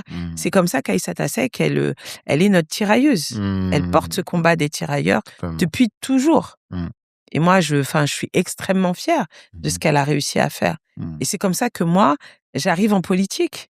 Et où encore aujourd'hui, Tata Djeo, quand moi j'étais en campagne, elle faisait du porte-à-porte pour moi. Elle faisait ma campagne. La mère d'Aïssata. Ok, d'accord. C'est ma plus grande supportrice et c'est un de mes premiers soutiens. Ok. Et pareil pour la maman de Moussa. Enfin, je veux dire, on fait partie de cette génération où on se connaît tous. On a cette chance. Les Mureaux, c'est un village. Tout le monde se connaît. Quelle que soit ta couleur de peau, on connaît les parents des uns et des autres et on est là les uns pour les autres. Et moi, c'est pour ça que au début, les gens m'ont dit, quand je faisais de la politique, ils m'ont dit, mais tu sais, quand j'ai émis le souhait d'être députée, ils m'ont dit, mais du coup, faut qu'on te parachute. Faut que tu ailles dans une autre circo. La tienne, elle est ingagnable. J'ai dit non. Si un jour je dois être députée, c'est chez moi. Ça sera chez moi grâce au mien. Et c'est arrivé. Parce qu'en fait, je m'étais battue avant 2024 pour avoir l'investiture. Je l'avais pas eu. Pourquoi? Parce que c'est un rapport de force. En 2022, vu le score qu'on avait fait au présidentiel, le Parti socialiste n'était pas en capacité de pouvoir réclamer cette circo. Elle avait été donnée à la France insoumise. Le candidat de la France insoumise ne passe pas le premier tour. Et donc, c'est fort de ça qu'en 2024, je leur dis, non mais les gars, En fait, cette En fois-ci, 2022, c'était déjà le NPS? ouais, c'était Une alliance, c'était pas une encore alliance, c'était la OK. NUPES. Ouais, la On avait NUPES, fait la NUPES. Mmh. J'étais une des porte-parole de la NUPES d'ailleurs, pour le Parti socialiste. Mmh. Et puis, donc 2024, les gens me connaissent aussi parce que, je suis porte-parole du Parti socialiste, porte-parole de la NUPES, j'ai été porte-parole de la campagne de Raphaël Glucksmann. OK. Et donc là, on arrive à imposer que je sois la candidate. Grâce aussi au soutien d'acteurs locaux comme Ali Rabé, qui est maire de Trappes. Ouais. Qui, Très bon maire. Franchement, voilà. Voilà. Il est arrivé en peu de temps, il a changé des trucs. Moi, je suis parent d'élèves et des trucs, on se bat depuis des années. Et aussi un homme de terrain. Tout le temps, il est là. C'est ça la différence. Ouais, et je crois que c'est ça notre force. Ali, sa force, c'est ça. C'est que c'est un élu de terrain. Ouais. Et comme c'est un élu de terrain, il est proche de sa population. Il sait ce dont les gens ont besoin. Et tu vois, ils ont invalidé son élection. Ouais. Il a été réélu. Mais les gens qui sont battus dans un fauteuil. Mais oui, facile. Il a été mais parce que les gens savent. Il a été élu dans un fauteuil. Ouais. Moi, quand je fais des scores de rugby dans ma ville, le bureau de vote où j'ai grandi à la Vigne Blanche, j'ai fait 97% des voix. T'es une dictatrice africaine. C'est ça. et dans ma ville, je finis au second tour, je fais 82% contre 18. Et je trouve que c'est beau parce que c'est le score de Chirac contre Jean-Marie Le Pen. OK. En 2002. Et c'est ça, en fait, c'est la République qui a battu le fascisme et le Rassemblement national. Et au-delà de ça, ce que ça montre, c'est que... Parce que tu m'as raconté l'histoire du réservoir de voix, c'est ça? Ouais, c'est ça, la réserve de voix. La réserve de voix, voilà. Ouais. Mais ça montre que si vraiment on s'organise, tu vois, c'est très dangereux. Tu vois l'impact? Mais c'est incroyable. Mais c'est pour ça que je leur dis, mais vous vous rendez compte de ce que vous avez fait avec un taux de participation record. Moi, mon maire, il m'a dit, mais Djenab, toi là, il a dit, donc, tu as été élu, donc, premier tour, je fais un peu plus de 6 000 voix. OK. Mon maire qui est élu, là, ça sera sa 25e année, il a fait 25 ans de mandat, il a toujours été élu entre 4 000 et 4 500 voix. T'imagines? Ouais. Dès le premier tour, je fais 2000 voix de plus. Et entre le premier et le second tour, parce que je leur dis, rien n'est gagné. C'est vous qui va. Et je leur ai dit, c'est vous qui allez me faire élire. J'ai besoin qu'au second tour, dans chacun des bureaux de vote des Mureaux, je fasse 100 voix de plus. Tu me crois qu'ils l'ont fait? Au second tour, je fais plus de 7500 voix. Ça veut dire qu'à la fin, j'ai 5000 voix d'avance. Tu crois qu'elles sont où les 5000 voix d'avance?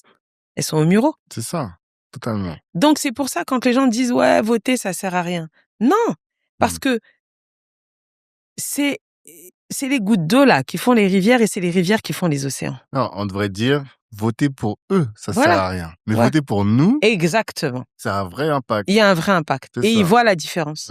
Et depuis que je suis élue, ils m'ont dit, mais Djenab, on voit à quel point c'est utile d'avoir une députée qui porte nos sujets. Et c'est pour ça que je leur dis, vous êtes celles et ceux qui feront la différence. Pourquoi le nouveau Front populaire est arrivé premier en termes de bloc? Parce que pour la première fois depuis très longtemps, dans les quartiers populaires, les communautés se sont mobilisées pour faire rempart contre l'extrême droite. Il n'y a que les électeurs de gauche qui peuvent empêcher le Rassemblement national d'arriver au pouvoir. Parce que à chaque fois que la gauche elle a gagné, c'est parce que les quartiers populaires se sont mobilisés. Si les quartiers populaires, dans nos ruralités, dans nos villes, ne se mobilisent pas, tu peux pas gagner. Que ce soit la droite républicaine ou que ce soit la gauche. Ça n'existe pas. Moi, je l'ai vu.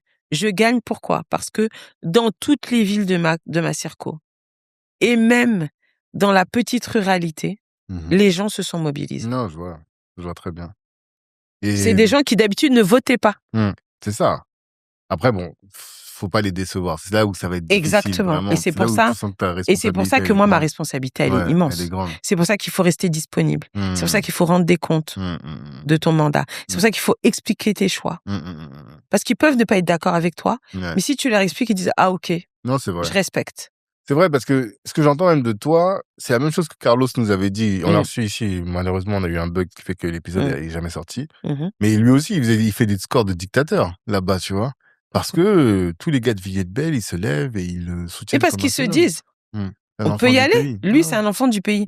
Moi, tu sais, ce qui m'a fait le plus chaud au cœur, c'est dans tous les quartiers, sans exception, aux Mureaux, j'ai fait au moins 80%. Ok. Alors que tout le monde ne connaît pas. Mais j'ai des quartiers pavillonnaires avec des personnes d'un certain âge. Quand j'ai été élue, ils sont venus m'embrasser. On est tellement fiers de toi. T'es notre fille, t'es notre petite fille, t'es une enfant des Mureaux. Ouais. Et de se dire que tu vas à l'Assemblée nationale, on est super fiers de toi. Quand j'ai fait le lendemain, parce que je gagne le dimanche 7 juillet, je fais mes premiers pas à l'Assemblée le lundi 8 juillet et le lundi soir à 18h. Je fais une fête, voilà, j'ouvre les portes de la maison des associations à tous les gens des Mureaux en disant pour vous remercier d'avoir voté pour moi. Il y avait des gens de tous les quartiers. Mes petites mamies qui sont venues me voir en disant « On est trop fiers de toi, Madienaba, on t'a vu grandir », des gens qui ne me connaissaient pas, qui disent « Nous, juste la fierté de se dire, c'est une enfant des Mureaux qu'on a envoyée là-bas. » Et c'est pour ça que on n'a pas le droit de ne pas être au rendez-vous et de ne pas faire le job. Ouais. Ça n'existe pas. Ouais, ta responsabilité est trop grande. Moi, la responsabilité est trop grande vis-à-vis d'eux, vis-à-vis des jeunes filles qui me regardent. Et qui se disent, en fait, si elle y est, moi aussi, c'est possible. J'ai reçu, je me rappelle quand j'ai été élue, une jeune fille m'a écrit sur mon mail de l'Assemblée. Et elle dit, bonjour Madame Diop, on ne se connaît pas, mais en fait, j'ai 21 ans et je me posais la question de savoir si oui ou non j'allais aller faire sciences politiques. Et quand je vous ai vu à la télévision, le reportage qui disait que vous veniez d'être élu, vous m'avez convaincu. Et du coup, je vais faire Sciences Po. Franchement, ça a trop d'impact. Mais t'imagines? Non, mais c'est incroyable. T'imagines? Incroyable. Et t'as même des petites filles que je croise à l'Assemblée. Parce que elles viennent faire la visite. Elles sont pas de ma circo. Et tu sens, quand je passe, comme j'ai mon badge et tout, des petites qui me regardent parce que c'est des petites d'origine africaine ou maghrébine. Je passe et elle me regarde. Et moi, donc, je dis toujours bonjour. Je dis bonjour. Elle me dit bonjour. Elle me dit, et donc, les huissiers qui me connaissent, ils disent, vous pouvez dire bonjour, c'est une députée. Bonjour, madame la députée. J'ai bonjour. Elle dit, vous êtes députée pour de vrai? Et j'ai dit, oui, je suis députée pour de vrai. Elle dit, waouh! Et donc, moi aussi, je peux? Je dis oui, toi aussi, ma chérie. Plus tard, tu peux être députée. Elle a 7 ans. Tu lui ouvres le champ des possibles. C'est trop important. C'est hyper important. Et je crois que on mesure pas assez à quel point c'est primordial d'avoir des modèles. C'est ça. Moi, j'espère que je vais être la Christiane Taubira de beaucoup d'autres jeunes femmes et qu'elles seront à leur tour des modèles pour celles qui viendront. Et qu'après, j'espère que dans quelques années, le fait de faire élire une femme noire députée ne sera plus un événement. Et que ce sera juste normal. J'espère ça. Je nous souhaite ça. Je nous souhaite. Mais ça suppose de beaucoup, toi aussi, être visible, du coup. Ouais. C'est pour ça que tu as choisi les rôles de porte-parole? Non, ça, on me l'a donné. Ok. C'est Olivier Faure, mon premier secrétaire, qui... j'arrive au bureau national. En fait, le parti, il est composé d'instances nationales. Tu as ce qu'on appelle le bureau national, c'est un peu le bureau exécutif, secrétariat national, et puis après, tu as le conseil national. 2017, c'est mon premier congrès pour le Parti socialiste auquel je participe vraiment, parce que je suis encartée vraiment que depuis 2013. Premier congrès, le congrès d'Aubervilliers. Je soutiens Luc Carvounas, maire d'Alfortville. Parce que j'ai des connexions avec des amis à lui qui me disent « Écoute, on va soutenir Luc. » Et puis, je lui dis « Ah, pourquoi pas, je vais l'écouter et ce qu'il propose pour le parti me convient. » Donc, je le soutiens et je suis, je crois, j'ai 44 ans. Voilà, c'est ça, 44. Et il me dit « On accroche bien. » Il me dit, ah bah super, tu vas être une de mes porte-parole tu vois, du congrès. Je fais des débats, etc. Donc, il arrive 4e. C'est en 2017 et 2018, Olivier ouvre sa direction pour dire, bon, bah, il voudrait des gens qui sont pas de sa sensibilité, qui rejoignent le secrétariat national. Et il dit à Luc Carvounas, bon, vas-y, envoie-moi quelqu'un de ton groupe. Okay. Et il lui dit, ah, bah, je vais t'envoyer Dieynaba Diop. Mmh. Il dit, ah bon? Il dit, je la connais pas. Mmh. Il dit, tu vas voir, c'est quelqu'un de bien, tu vas kiffer. Il dit, ok, très bien. Donc, j'arrive, je suis secrétaire nationale. Je suis accueillie par Corinne Narassiguin, qui est sénatrice, qui est la numéro 2, voilà. Mmh. Et je fais la connaissance d'Olivier. On discute un petit peu. Et donc, comme je suis secrétaire nationale, j'entre aussi, il me fait entrer au bureau national, à l'exécutif. OK. Et c'est là où tu vois des gens que d'habitude tu vois à la télé. Tu vois, des sénateurs, des machins, on discute de la stratégie du parti. Mmh. Une fois, 2 fois. Et moi, au bout de la 2e, je crois, participation, j'interviens. Mmh. Et il y a des moments, je leur dis, excusez-moi les amis, camarades, je me permets, mais je trouve que vous êtes un peu hors sol. Mmh. En fait, les gens, c'est pas ça qui les intéresse. Mmh. Ce qui les intéresse, c'est ça, au quotidien, non. Olivier, il tilt, il dit, ah, tiens. Fois d'après, 15 jours après, je refais une prise de parole en bureau national.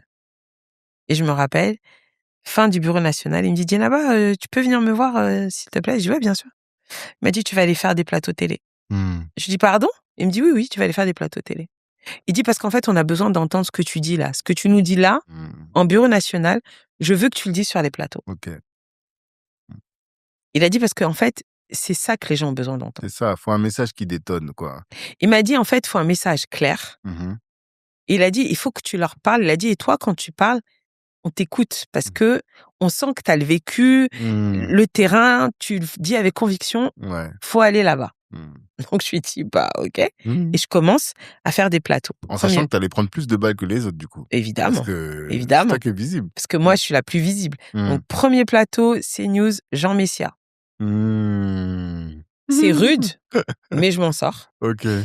Et au bout de, 6 mois, même pas, Olivier, au moment de retravailler son staff et tout, et il me dit, est-ce que tu accepterais d'être ma porte-parole? Je dis, pardon? Il me dit, ouais, je veux que tu sois l'une des porte-paroles du parti. Il dit, je veux que tu sois l'un des nouveaux visages de notre parti. Il a dit, parce que le parti, c'est aussi des femmes comme toi. Je lui dis, ouais, bien sûr, pas de problème. Mais t'es sûr? Il dit, je suis sûr. Et c'est pour ça, depuis 2018, je suis porte-parole du Parti socialiste. Et c'est vrai que je prends plus de balles que les autres. Hein. Mais j'imagine. Déjà, t'es une femme, t'es noire, et en plus, t'es visible. Ouais. T'as tout pour Ah, prendre mais des oui, balles. en plus, la fachosphère, je représente tout ce qu'ils détestent. C'est ça. Je représente tout ce qu'ils Dès que détestent. tu parles, ils doivent dire, ah putain, Ah non, ils en peuvent plus. là, la Non, mais Diop, même, là. non, ils m'ont dit, ah, toi, l'africaine, on t'a pas demandé ton avis. C'est ça. J'ai eu droit, toi, la noire, retourne chez toi. J'ai reçu des lettres d'insultes, etc. Mais,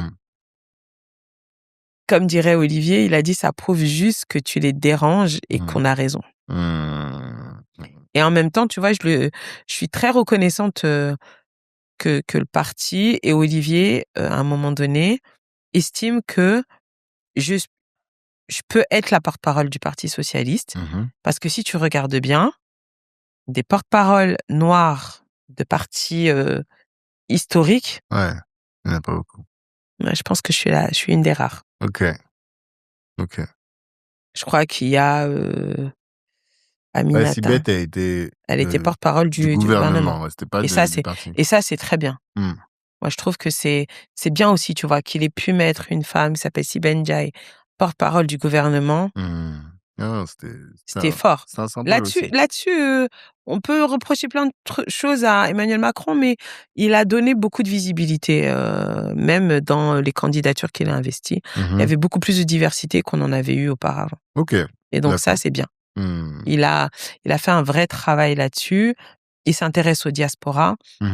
C'est juste que parfois, il a la langue qui fourche là et c'est cette espèce de paternalisme latent revient malheureusement. C'est ça qui dérange beaucoup, en fait. Et qui fait que on peut avoir de la distance avec les politiques, c'est parce qu'on sait que il y a un moment, ils nous considèrent toujours comme leurs petits, Mmh. tu vois. Et ouais, sois content, tu vois. Il y a un Mais je moment, mais je flemme, quoi. crois que s'ils nous considèrent aussi un peu comme ça, c'est parce qu'on leur donne l'opportunité de le faire. Ok. C'est-à-dire qu'il faut en finir avec le syndrome de l'imposteur. Mais ça, c'est un truc qu'on a Ça, c'est quelque chose gravé au cœur depuis qu'on a gravé longtemps. au cœur depuis Mmh, très, très longtemps et mmh, puis d'autant plus quand tu es comme moi, que tu es une femme Peul et cetera, on mmh, t'apprend la discrétion et tu cetera. vois. Mais Et qu'il y a personne au-dessus de et toi. qu'il y a Je pense que personne ça joue au-dessus de toi. beaucoup, hein, ça. Le fait de pas avoir vu d'autres, tu te dis, bah, je suis un imposteur. C'est parce qu'il y a Bah, il y personne. a personne. Personne peut le faire, ça veut On dire. disparaît. Dès Mmh, que tu prends des responsabilités, il y a plus personne. c'est ça. Aujourd'hui, au gouvernement, Il y en tu a pas, hein. Il y a pas de qui moi, hein. nous ressemble? 0. Il y a personne. Même aux outre-mer, c'est Manuel Valls. Alors, je sais pas s'il est encore Non, là. il y Il est est plus plus? parce OK. ils ont retravaillé ça. Mais Mais ouais, non, à non, il y part a Mohamed personne. Tani Swahili qui était à la À la francophonie, francophonie, même lui, il est parti. mais il est parti. C'est ça. Il est plus là. Aujourd'hui, c'est Eleanor Carrois, que j'aime OK. beaucoup, qui est une de mes collègues députées. Mais OK. sinon, Mmh. vraiment, Non, non, non, il il y y a en a personne. pas. Donc, il faut aussi qu'on se pose la question de se dire, oui, c'est vrai, il y a personne au-dessus de moi, mais donc ça veut dire qu'il faut que ce soit moi. Mmh. Il faut que je devienne cet Mmh, exemple-là pour que mmh, les autres puissent avancer. ouais, ouais. Mais du coup, il y a un autre sujet. Je sais pas si tu vas aborder ce truc-là, Mhm. mais qu'est-ce que nous, on peut faire? Je veux dire, comment est-ce qu'on s'organise pour ça? Là, je t'avais dit la dernière fois quand Mm. on a déj et tout, mais vas-y, j'ai trop de trucs, je peux pas me mettre là-dessus Oui. maintenant. Mais on réfléchissait à ça, tu vois, une sorte de black caucus. Parce que moi, ma crainte, et je l'ai vécu, je vois que, par exemple, extrême gauche et les autres, ils veulent pas se parler. Si tu ramènes un Macroniste devant un gars de LFI, il va dire, vas-y, flemme de ces gens-là, alors que vous êtes Non, tous des Renois. je crois que là-dessus, objectivement, on se parle tous. Ok. Hervé Berville, qui est quand même, qui a été ministre de la Mer et qui est macroniste. Ah, c'est le Rwandais, là? Ouais, le Le jeune? Rwandais Ah oui, c'est est vrai. d'origine rwandaise. Ouais, ouais. Il est député? Il est député. Ok. Hervé, on se parle. On se parle avec Carlos, on se parle avec Ali, enfin, on se parle tous. Ok. D'ailleurs, chaque fois, on rigole. Dès qu'on est ensemble, on se dit, attention, on va déclencher une alerte, là. Alerte Morano, là, ils vont nous faire une crise parce qu'il y a trop de noirs au mètre carré. Mais oui, on se connaît, même s'il y a plein de choses sur lesquelles on n'est pas d'accord, la chose sur laquelle on est d'accord, c'est sur le fait qu'on n'est pas assez nombreux, Ouais. qu'il faut donner plus de visibilité à la diversité en général et la diversité noire en particulier. Et que pour ça, nous, il faut qu'on soit en capacité aussi de prouver que ce que nous faisons a de l'impact. Ok. Ce que nous faisons a de l'impact. Et d'ailleurs, c'était hyper intéressant parce que quand je suis venue à ton dîner de gala, j'ai pu discuter avec Laetitia Avia. Ouais. Ancienne députée. Et Laetitia, ancienne députée, elle est venue me voir en me disant « Merci, parce que tu fais ce que moi, j'ai pas été capable de faire. » Ok. Et ça m'a beaucoup touchée. Alors que vous n'êtes pas du même bord. Elle Du était tout. macroniste. Voilà. Et elle m'a dit « Merci, vraiment, parce que je me rends compte que quand j'étais députée, je l'ai pas fait assez. Aller discuter avec des gens de ma communauté, aller justement rencontrer celles et ceux qui me ressemblent pour pouvoir puiser de la force et continuer à travailler sur mes sujets. » J'ai des frissons, là. Et moi, je lui ai dit, mais tu sais pourquoi, Laetitia? C'est parce que pendant très longtemps, on nous a entretenus dans l'illusion que faire ça, c'était faire du communautarisme, que nous, on n'avait pas le droit. Mais pourquoi les autres peuvent le faire dans les autres communautés? Pourquoi nous, on peut pas se parler? Se parler, c'est pas être communautaire. Se parler, c'est juste se rappeler qu'il y a d'autres personnes qui ont le même vécu que toi, qui ont les mêmes racines et qui font de l'excellence dans leur domaine. Et que donc, si eux peuvent le faire, au moment où eux étaient des exceptions et qu'aujourd'hui, ils peuvent devenir une norme, toi aussi, là où tu es, où tu es aujourd'hui une exception, tu peux faire en sorte que ça devienne la norme. On est d'accord. Et c'est grave intéressant ce que tu dis parce que moi, j'ai une phrase que je dis souvent qui est, je crois que c'est Médine, je l'ai reprise à Médine, qui est l'amour des siens, c'est pas la haine des autres. C'est tellement ça. Mais on nous a éduqués avec le contraire. Et là, ce week-end, il y avait l'événement d'Elisabeth, tu sais, la puissance du lien sur les femmes. Sur les femmes. Et quand elle invite Teddy Riner, certains se sont dit, mais attends, c'est la puissance des femmes, pourquoi tu fais venir un homme? Tu vois, c'est bizarre, à côté. Et elle explique, elle dit, En fait, c'est un combat. Mhm. En fait, il faut qu'on soit tous ensemble. Exactement. Il n'y a pas les hommes d'un côté, les femmes de Voilà, l'autre. Et on ne exactement. remportera pas ce combat-là si on n'est que les femmes. Et quand j'ai vu ça, Et je me ça suis dit, s'applique au reste. exactement. Ça s'applique au reste. J'ai aimé ça. Je me suis dit, enfin quelqu'un qui cherche à fédérer. Mais oui, tu et vois. Elisabeth, enfin moi je l'appelle Queen Elisabeth parce que Elisabeth Moreno, c'est celle qui très vite m'a fait comprendre ça. Elle m'a dit, petite sœur, exactement ça. Elle a dit, connecte-toi aux gens de la communauté. Ça va te donner de la force. Ça va te conforter dans ce que tu fais parce que tu vas te rendre compte que ton action, elle impacte d'autres. Et c'est un effet boule de neige. On se nourrit les uns des autres. Tout à fait. Et ce que tu dis est tellement juste. L'amour des siens, c'est pas la haine des autres. Totalement. Et il y a un proverbe Peul qui dit ça.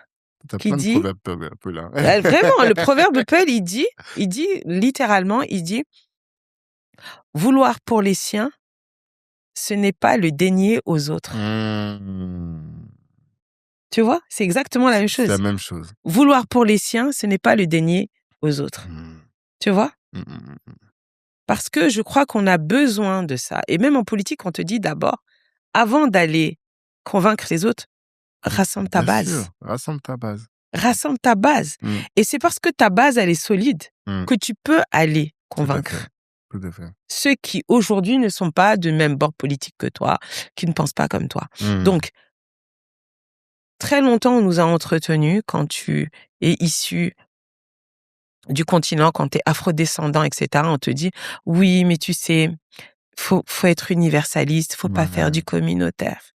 Et en fait, c'est pas vrai.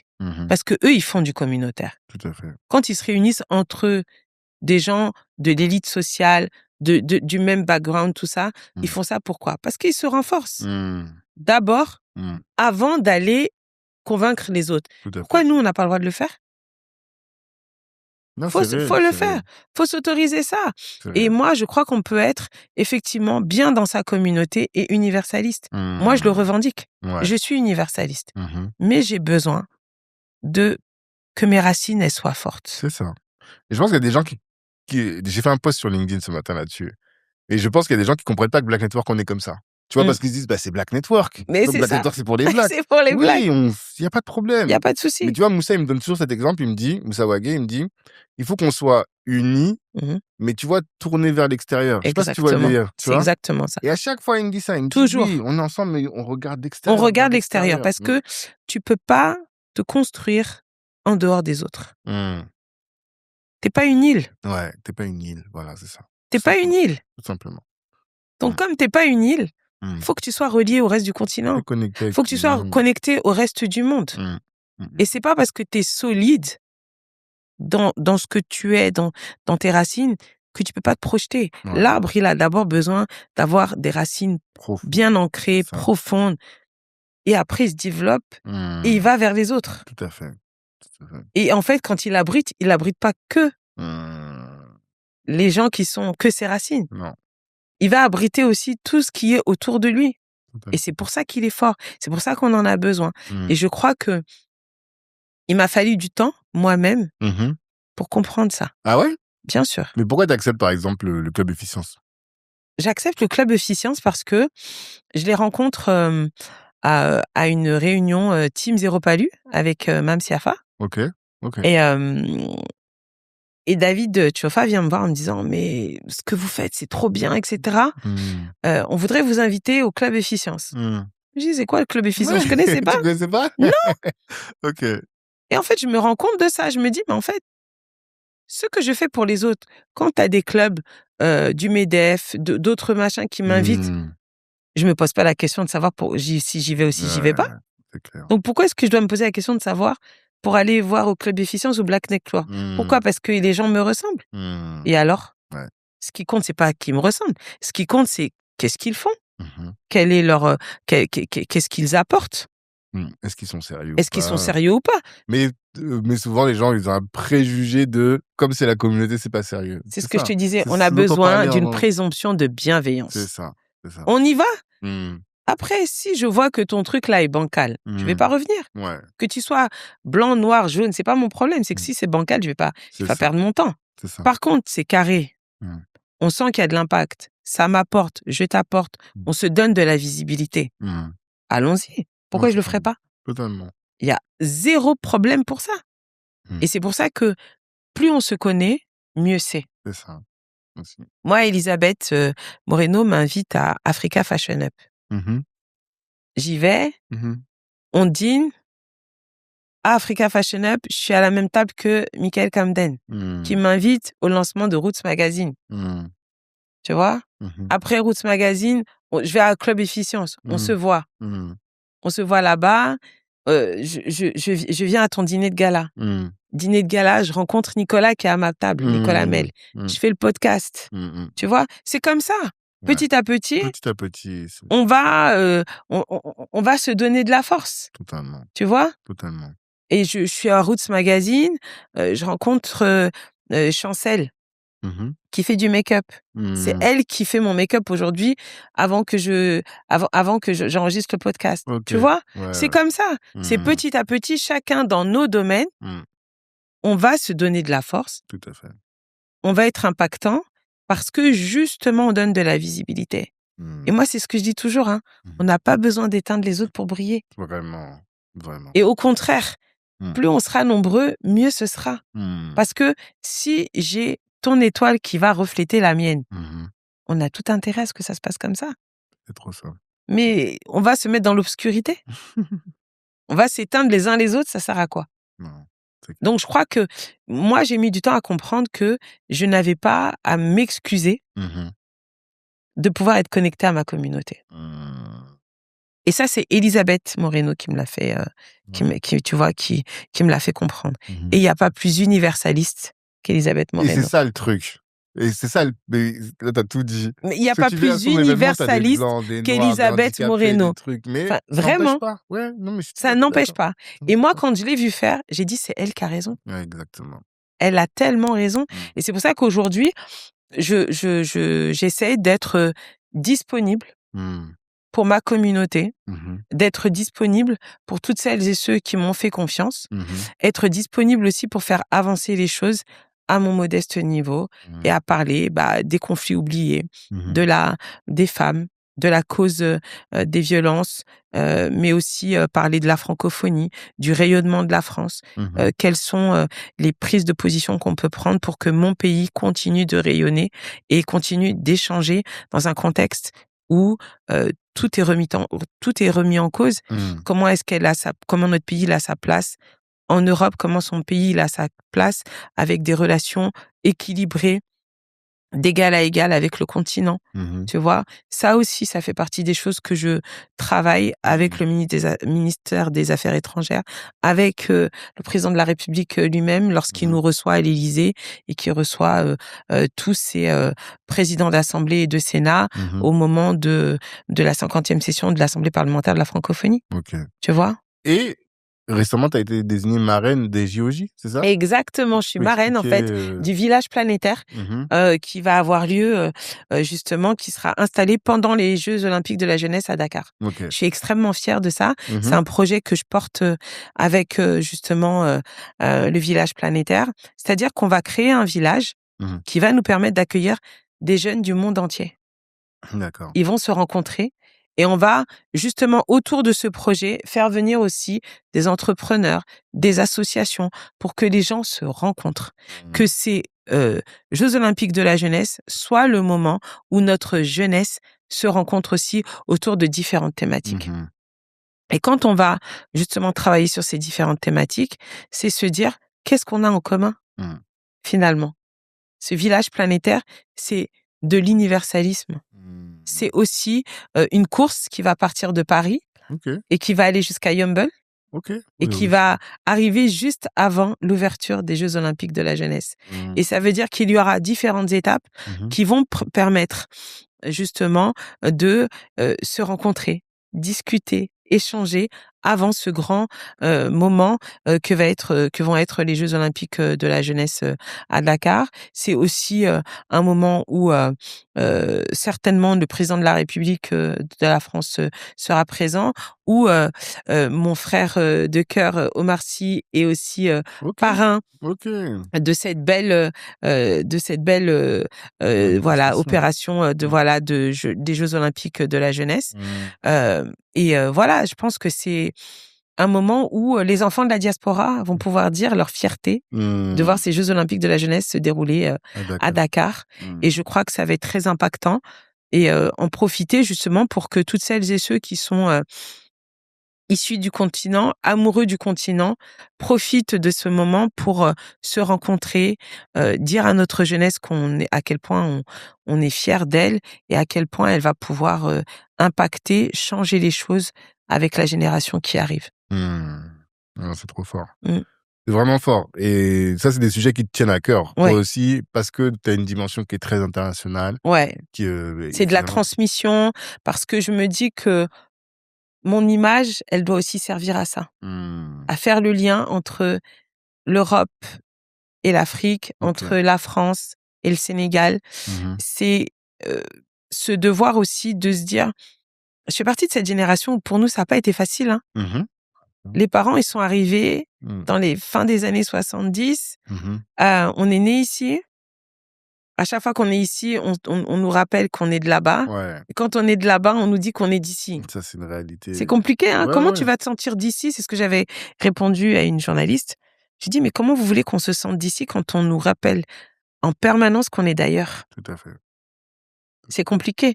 Et donc, je crois que c'est aussi cette quête d'identité qu'il faut construire avec la diaspora. Et moi, j'essaye d'être aussi un de ces facteurs qui disent qu'en fait, on n'a pas besoin d'être en conflictualité avec ces deux identités. Ça fait partie intégrante de qui on est. Notre identité, elle est multiple. C'est ce que dit Amin Maalouf, d'ailleurs, dans un de ses écrits qui, pour moi, m'inspire toujours, c'est Les identités meurtrières d'Amin Maalouf, qui est membre de l'Académie française, où il dit que, justement, on est multiple. L'identité, elle est multiple. Et c'est cette multiplicité, c'est cette diversité qui fait notre richesse. Et donc, se réconcilier avec toutes les facettes de ta propre identité, c'est se donner la garantie que tu vas pouvoir avancer et que tu vas pouvoir penser grand et vivre grand. Parce que du coup, quand tu te sens justement investi de ça, de cette multiplicité, de cette diversité, tu te dis, je peux tout faire. Je peux tout faire. Que tu te dis, parce que j'imagine qu'avec tout le chemin que tu as parcouru, quand tu te dis que tu veux être présidente ou ministre, tu te mets pas de limite en vérité. Non, faut pas s'en mettre, parce que je me dis. Mais ça n'a pas toujours été le cas, j'imagine. Non, bien sûr que non. Un passage, il y a Il y a un passage, il y a un déclic. En fait, regarde tout ce que j'ai fait, regarde. Ouais. Et je crois que le fait d'avoir été élu député, c'est là où ça se déclenche. Ça déverrouille beaucoup de choses. Et je crois que j'en ai été d'autant plus consciente le jour où j'ai accueilli mon père à l'Assemblée nationale. Tu m'as dit ça, Quand je fais venir papa à l'Assemblée nationale, il arrive avec toute cette pudeur et toute cette grandeur qu'ont nos papas, en tenue traditionnelle, tu vois, cette espèce de dignité incroyable, tu vois, ce port impérial qu'ils ont de manière aussi naturelle. Je l'accueille, je suis en écharpe, je l'accompagne jusque dans l'hémicycle. Et dans l'hémicycle, en fait, j'enlève mon écharpe que je passe à mon père. Donc, je l'habille de l'écharpe républicaine. Et on se regarde et tu sens beaucoup de fierté et d'émotion mutuelle.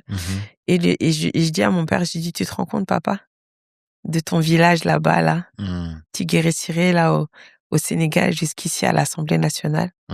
Il m'a dit, vraiment, si on m'avait dit. Il n'aurait pas cru.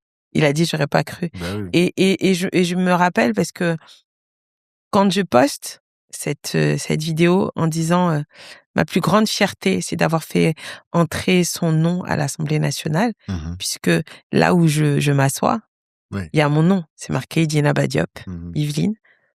Et donc, je déroge un peu à la règle et j'emmène mon père juste devant, sur mon siège. Et je lui dis, regarde, papa. Il m'a dit, ah, c'est ton nom. J'ai dit, voilà, tu vois. Aujourd'hui, quoi qu'il arrive, ton nom, il aura été ici à l'Assemblée nationale. Et je lui dis, et c'est à toi que je le dois. C'est parce que toi, tu quittes ton pays, tu fais le choix de venir bâtir ta famille ici, tu fais des sacrifices pour que moi, un jour, je puisse être celle que je suis. Il me laisse faire des études, il me laisse faire de la politique.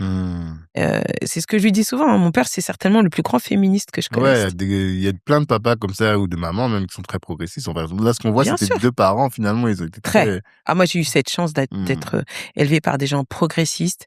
Mon père, c'est un féministe depuis toujours. Je crois que c'est aussi parce qu'il a été élevé par sa mère. Il a perdu son père très tôt. Il a aucun souvenir de son papa, très peu. Élevé par Matokara, parce que j'ai le prénom de ma grand-mère, par cette femme forte qui élève seule 4 garçons. Et je crois que ça aussi, ça a changé beaucoup son regard sur la place des femmes. Quand t'as été élevé par une femme qui a élevé 4 garçons, seule, t'as pas le même regard sur une femme. Sûr. Très probable. Moi, mon père, il m'a toujours dit, sois indépendante, ma fille. Il m'a dit, le jour où ça va pas, tu le mets dehors. Ah ouais? Ma mère, ça la rendait folle que mon père dise ça. Il dit, faut pas dire ça. Il a dit, les hommes aujourd'hui, c'est pas notre génération. Il a dit, nous, on est des bonhommes, on assume nos femmes. Il a dit, aujourd'hui, c'est plus ça. Tout à fait. Et je me rappelle, même quand je faisais des études, les gens venaient le voir en disant, mais elle n'est toujours pas mariée. Elle devrait se marier. Il a dit, elle est toujours pas mariée. Mon père disait, c'est toi qui payes. Il a dit non. Il a dit, donc occupe-toi de tes affaires. Il a dit, moi, ma fille, elle fait des études, mais ma fille, quand elle rentre le soir, elle est ici. Elle est chez moi. Elle ne traîne pas dans la rue. Il a dit, tout le monde sait où elle est chez son père et chez sa mère. Il a dit, si elle n'est pas mariée, c'est quoi? Je me suis mariée tard. Je me suis mariée à 29 ans. Pour notre communauté. Pour notre communauté, pour quelqu'un de ma génération, c'était super tard. Mais mon père m'a toujours soutenue, mes parents m'ont toujours soutenue dans mes choix. Et je crois que c'est important de redire que contrairement à certaines idées reçues, les papas africains sont très progressistes. Beaucoup plus qu'on ne le croit. Et les mamans, c'est elles les vraies gardiennes. C'est elles les boss dans la maison.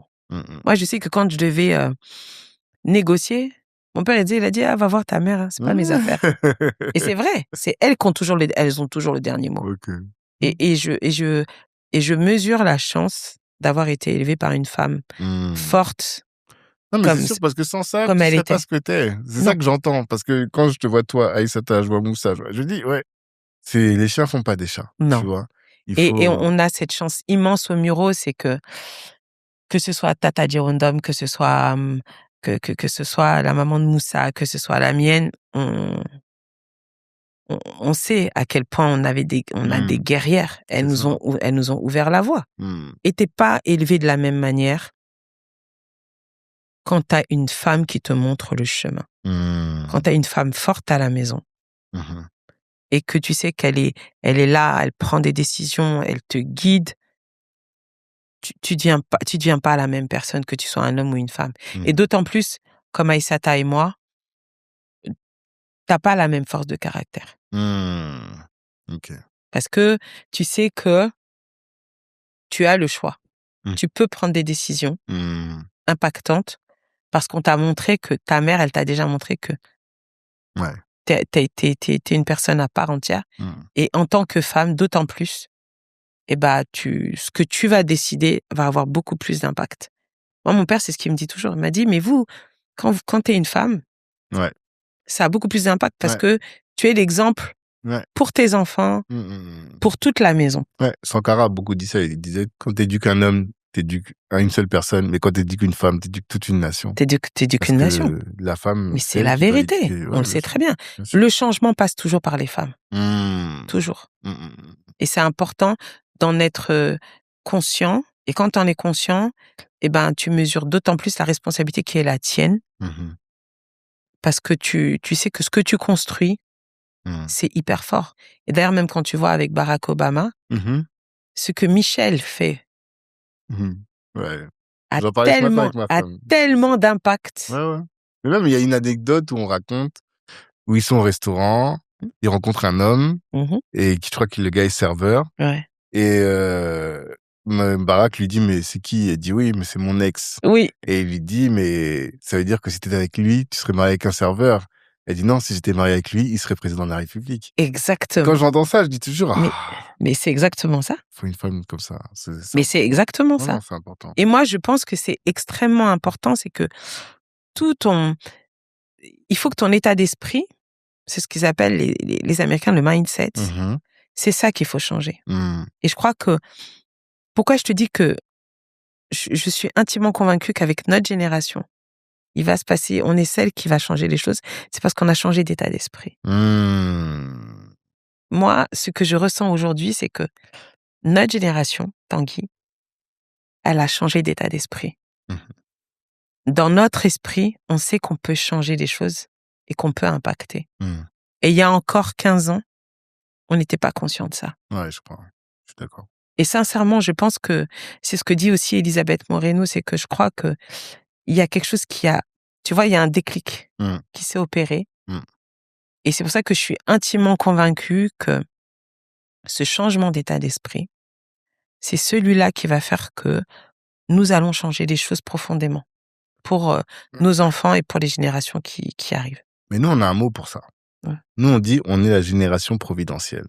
Ouais. Tu vois. Et on aimerait que ça soit un mouvement, que tout le monde se dise, mais on va pas laisser ce monde dans le même état qu'on nous l'a donné. Et il faut qu'on mette meilleur. Et effectivement, tu vois, nos parents, ils sont arrivés, t'as dit ton père en 66. Mais quand à chaque fois que tu dis ça, ça 1966. fait bugger, mon père, il avait 6 ans. Je sais pas si tu imagines. Ah ouais. Mon père, il avait 7 ans, ouais. Ah ouais, non, 1966. Tu imagines un peu. Papa est arrivé en 66. Donc, ils étaient là, mais eux, ils connaissaient pas, en fait, le pays où ils arrivaient. Tu vois, ils venaient d'Afrique, ils savaient pas les codes, ils pouvaient pas.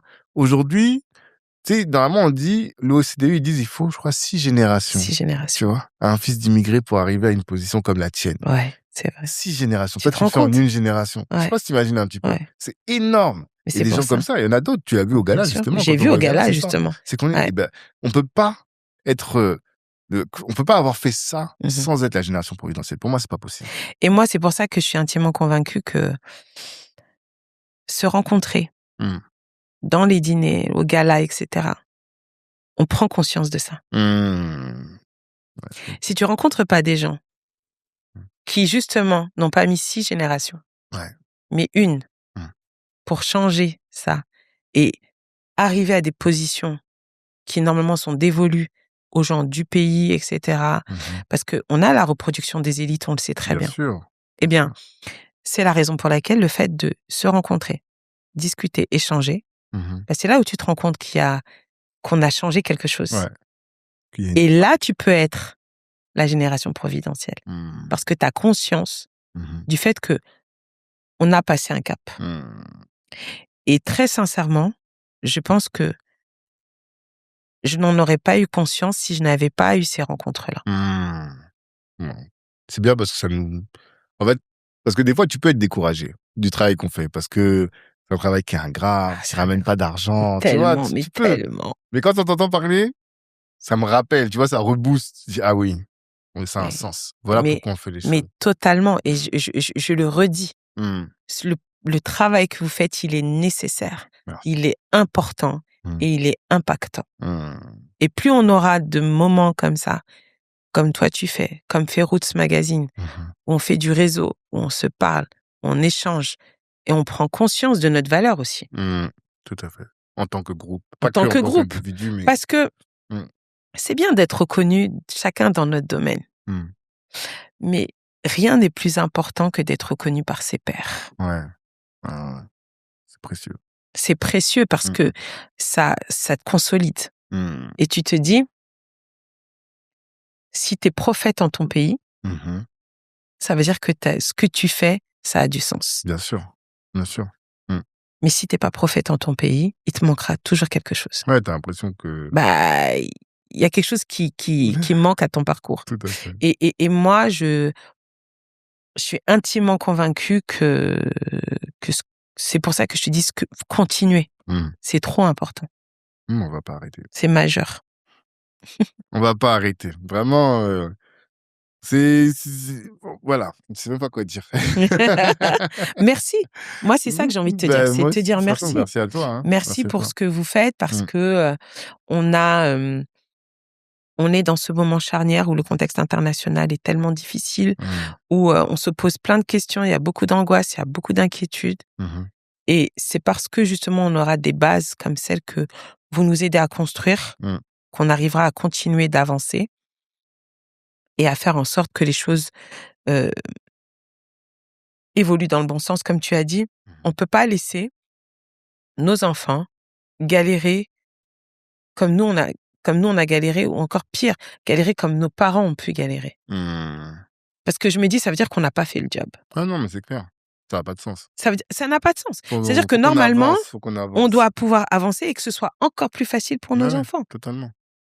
Mais malheureusement, il y a des moments où je me dis, c'est encore plus difficile pour eux. Tu penses? Il y a des fois, c'est plus difficile. Moi, je trouve que parfois, c'est plus difficile. Et que on leur colle des étiquettes qui sont même plus difficiles à décoller que celles qu'on avait, nous, dans les années 80. Mais c'est aussi parce que, on dirait maintenant, tout est devenu extrême. C'est ça. Tu vois? Et donc, les gens sont ultra racistes. Quand Gérard Philippe, on lui a posé la question sur la colonisation, est-ce que c'est un crime? Ah, Édouard Philippe, ouais. Édouard Philippe, pardon. Ouais. Il a dit non. Je me suis dit, mais... On recule. Voilà, là, on recule pour moi. Là, on recule. Il y a beaucoup de sujets de société sur lesquels on recule. Et c'est pour ça que notre vigilance, ça doit être d'autant plus forte.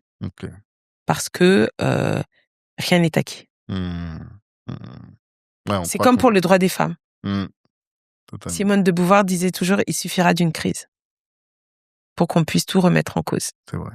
Et c'est parce que justement notre monde est en crise que c'est là où il faut qu'on soit vigilant. Qu'il faut qu'on soit d'autant plus vigilant et d'autant plus fort et qu'on soit d'autant plus intransigeant. Le racisme ordinaire, faut plus que ça passe. Non, c'est sûr. Ça, et moi je crois que moi je laisse plus rien passer. Je laisse rien passer. À chaque fois que je sens qu'il y a quelque chose qui dérive, je tape. C'est-à-dire que même sur les sujets de violence policière, tout ça, tu peux te mobiliser. Bien sûr. Il faut. Je crois qu'il faut se mobiliser sur tout, pas n'importe comment. Il faut le faire avec du sens. Faut pas faire d'amalgame. Faut pas crier au racisme toutes les 2 secondes quand ça n'en est pas. Par contre, quand c'est manifeste, quand les gens te font des réflexions, etc., faut les remettre faut leur envoyer la balle. Quand BFM TV me confond avec Nadège Abou-Mangoli, parce que Nadège fait une déclaration et que il m'attribue en disant Dieynaba Diop, il sous-titre en disant Dieynaba Diop. Ah, bah, j'ai fait un post qui a fait du bruit puisque je leur ai dit, je sais bien que toutes les Noires se ressemblent, mais je vous invite à mettre à jour vos fiches. Parce que là, en l'occurrence, il s'agit de Nadège Abou-Mangoli. Elle est quand même vice-présidente de l'Assemblée nationale.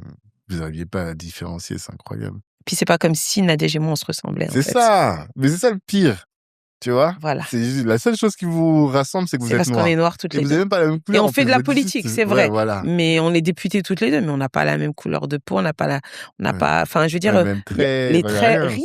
C'est que les gens, ils ont même pas cherché à calculer. Ils ont vu une noire, ils ont dit, ils ont dit, on est désolé, c'est un copier-coller. Ils nous ont fait des excuses en direct. Heureusement. Ils ont fait des excuses en direct. Le directeur m'a envoyé des excuses. Le jeune qui s'est trompé m'a appelé. Je lui ai dit sincèrement, je suis désolée que ce soit tombé sur vous. Je dis, mais vous comprendrez, vous comprendrez qu'en fait, je ne peux plus laisser passer ce genre de choses. Non, c'est clair. Il m'a dit non, mais je suis désolée, je suis mortifiée, parce qu'en plus, vous ressemblez pas du tout. Je dis voilà. Et moi, quand les gens m'ont dit, ouais, mais bon, t'en fais un petit peu trop. J'ai dit, excuse-moi, mais il me semble que on ne confond jamais Maude Bréjon avec Yael Braun-Pivet. Pourtant, elle se ressemble plus que Nadège et moi. Ouais, c'est ça. J'ai dit, tout le monde sait que Maude Bréjon est porte-parole du gouvernement et que Yael Braun-Pivet est présidente de l'Assemblée nationale. J'ai dit, bah, je suis désolée. J'ai dit, en plus, elles sont du même parti. J'ai dit, nous, on n'est pas du même parti. Non, mais il y a cette dimension de, c'est pas grave.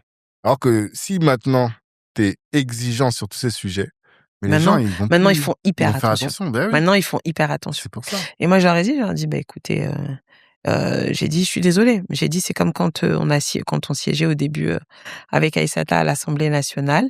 Pas à l'Assemblée nationale. Je lui souhaite de venir à l'Assemblée nationale, mais Aïssata, on siégeait au Conseil régional. Et pareil, Valérie Pécresse me donne la parole en disant c'est à vous, Madame Seck. J'ai dit non, moi c'est Madame Diop. Et Ella Kribi Ramdan la reprend en disant elles sont mortes toutes les deux, mais elles s'appellent pas pareil. Et donc je regardais là, elle me dit non, elle a dit non, c'est insupportable. Non, mais c'est réel. Elle a dit je suis désolée, elle a dit à un moment donné, elle peut pas te confondre avec Aïssata. Elle a dit c'est pas possible.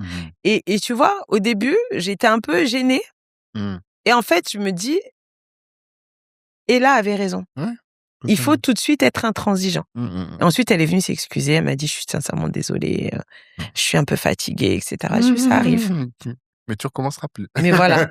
Mais du coup, maintenant, après, elle a plus jamais fait ça. C'est ça, après tu recommenceras plus. J'étais quand même tête de liste dans son département face à elle. Comment tu peux ne pas savoir comment je m'appelle? Elle n'a pas calculé, elle a dit c'est une négresse. C'est ça, elle s'est dit c'est pas très grave. Aïssata, elle était quand même tête de liste pour le 93. On était avec Audrey Pulvar, donc à un moment donné, il faut arrêter. Donc je crois que il faut être intransigeant sur ce genre de choses. Et à côté de ça, nous, il faut qu'on soit carré.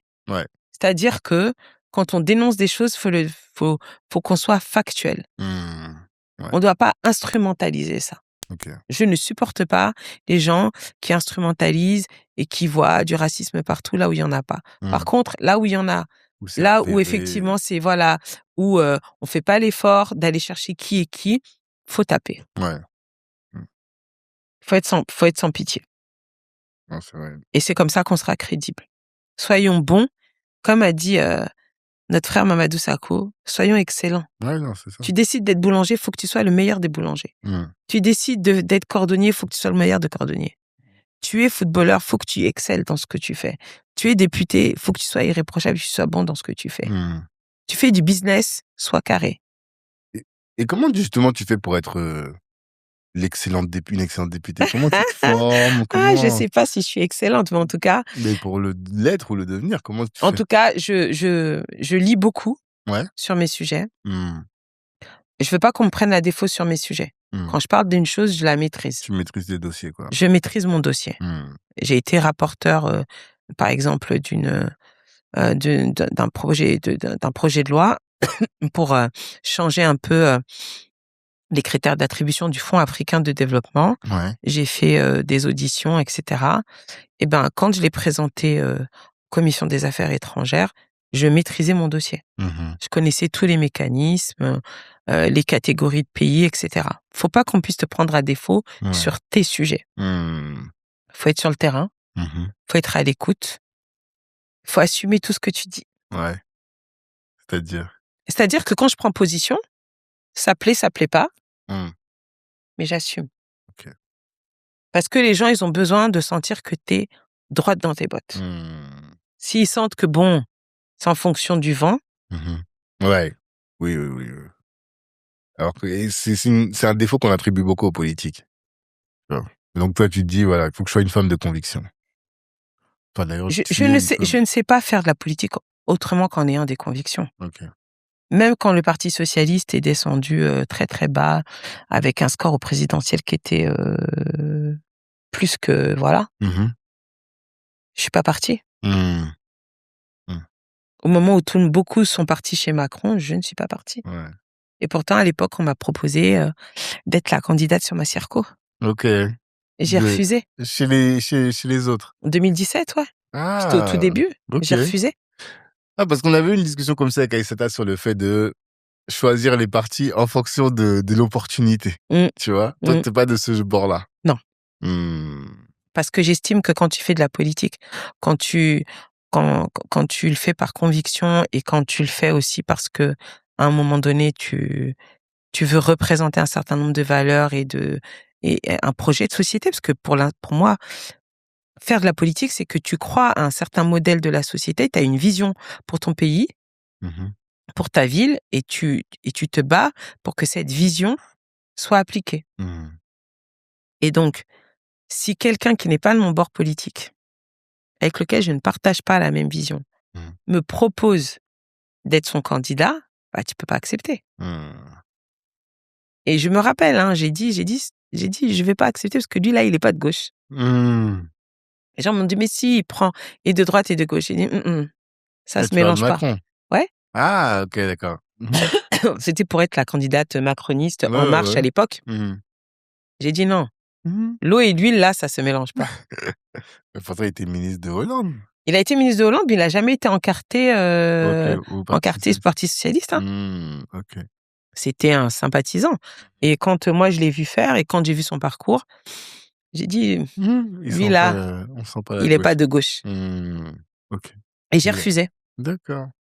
Parce que je crois qu'il faut avoir une colonne vertébrale en politique.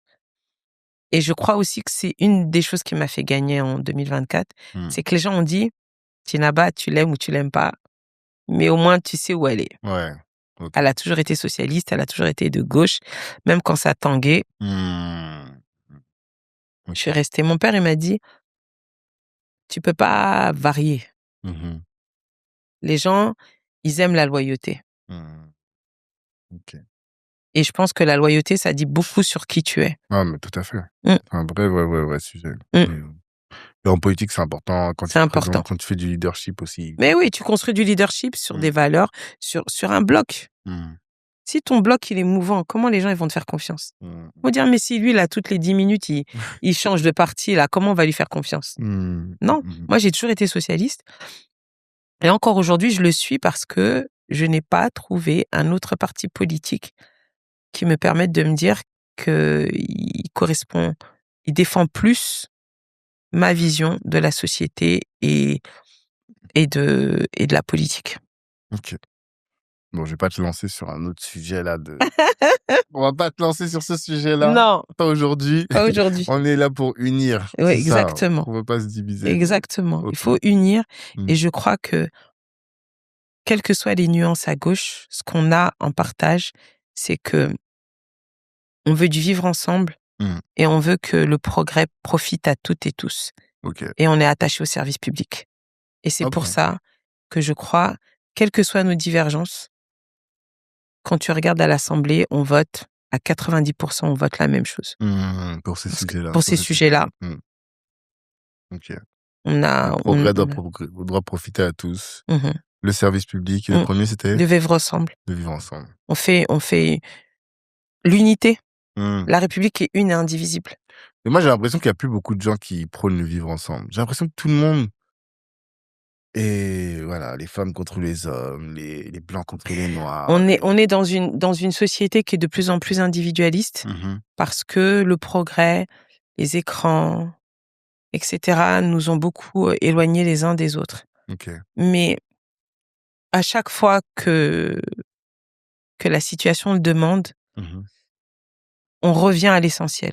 Et on l'a vu pendant le Covid. Tout à fait. Moi, s'il y a une chose que je retiens du Covid, c'est ça. Ah ouais? Ok. C'était dur, hein, mais ce qui a emporté sur tout le reste, c'est de vivre ensemble et c'est le fait d'être au service de son prochain. Moi, j'ai vu des jeunes nettoyer les rampes d'escalier et tout ça pour que nos aînés ne tombent pas malades. Je les ai vus distribuer des colis, etc., aller vérifier que tout le monde allait bien, etc. Il y a des amitiés qui se sont nouées pendant le Covid. Et maintenant, encore aujourd'hui, j'ai mes petits gars du quartier qui vont visiter leur papy-mamie des petits pavillons pour être sûr que il est pas tout seul, que tout va bien. Et moi, je crois que ça m'a beaucoup redonné foi en cette capacité d'être au service des autres pendant le Covid. Parce que c'est vraiment ça qui a fait tenir les gens pendant cette période où on était confinés, c'est que chacun se préoccupait de son voisin. Ouais, t'as raison. Tu vois? C'est vrai. Il y avait cette... Ben oui, une vraie... C'est pour ça c'est mon côté optimiste. On y croit tous. Mais oui, très fort, c'est important. C'est important. Qu'est-ce que tu veux que notre audience, qui est la jeunesse noire de la diaspora, qu'est-ce que tu veux qu'elle retienne de ce temps qu'on a discuté? Si tu devais repartir avec une seule chose, ce serait quoi? Je veux que notre jeunesse de la diaspora se dise que nous sommes une force incroyable, avec un potentiel immense qui s'ignore. Et que le meilleur moyen de le faire fructifier, c'est de se rencontrer et de se faire confiance. T'as tout dit. T'as été notre avocate, là. Aujourd'hui, là, vraiment, l'épisode, là, t'avais l'avocate de Black Network et de tout ce mouvement-là, finalement, de la diaspora qui s'organise, qui veut grandir, qui veut se connecter. Exactement. Merci beaucoup pour tout ça. Merci à toi, Tanguy. Avec grand plaisir. Merci, ça a été un plaisir de partager ces quelques échanges fructueux. Merci. Vraiment. Merci. Et à tous, merci d'être encore là jusque-là. Merci, j'espère que cet épisode vous aura appris des choses, vous aura sensibilisé. Ne restez pas derrière vos écrans. Venez dans nos événements pour rencontrer la communauté qui est riche, rencontrer la communauté qui se bat.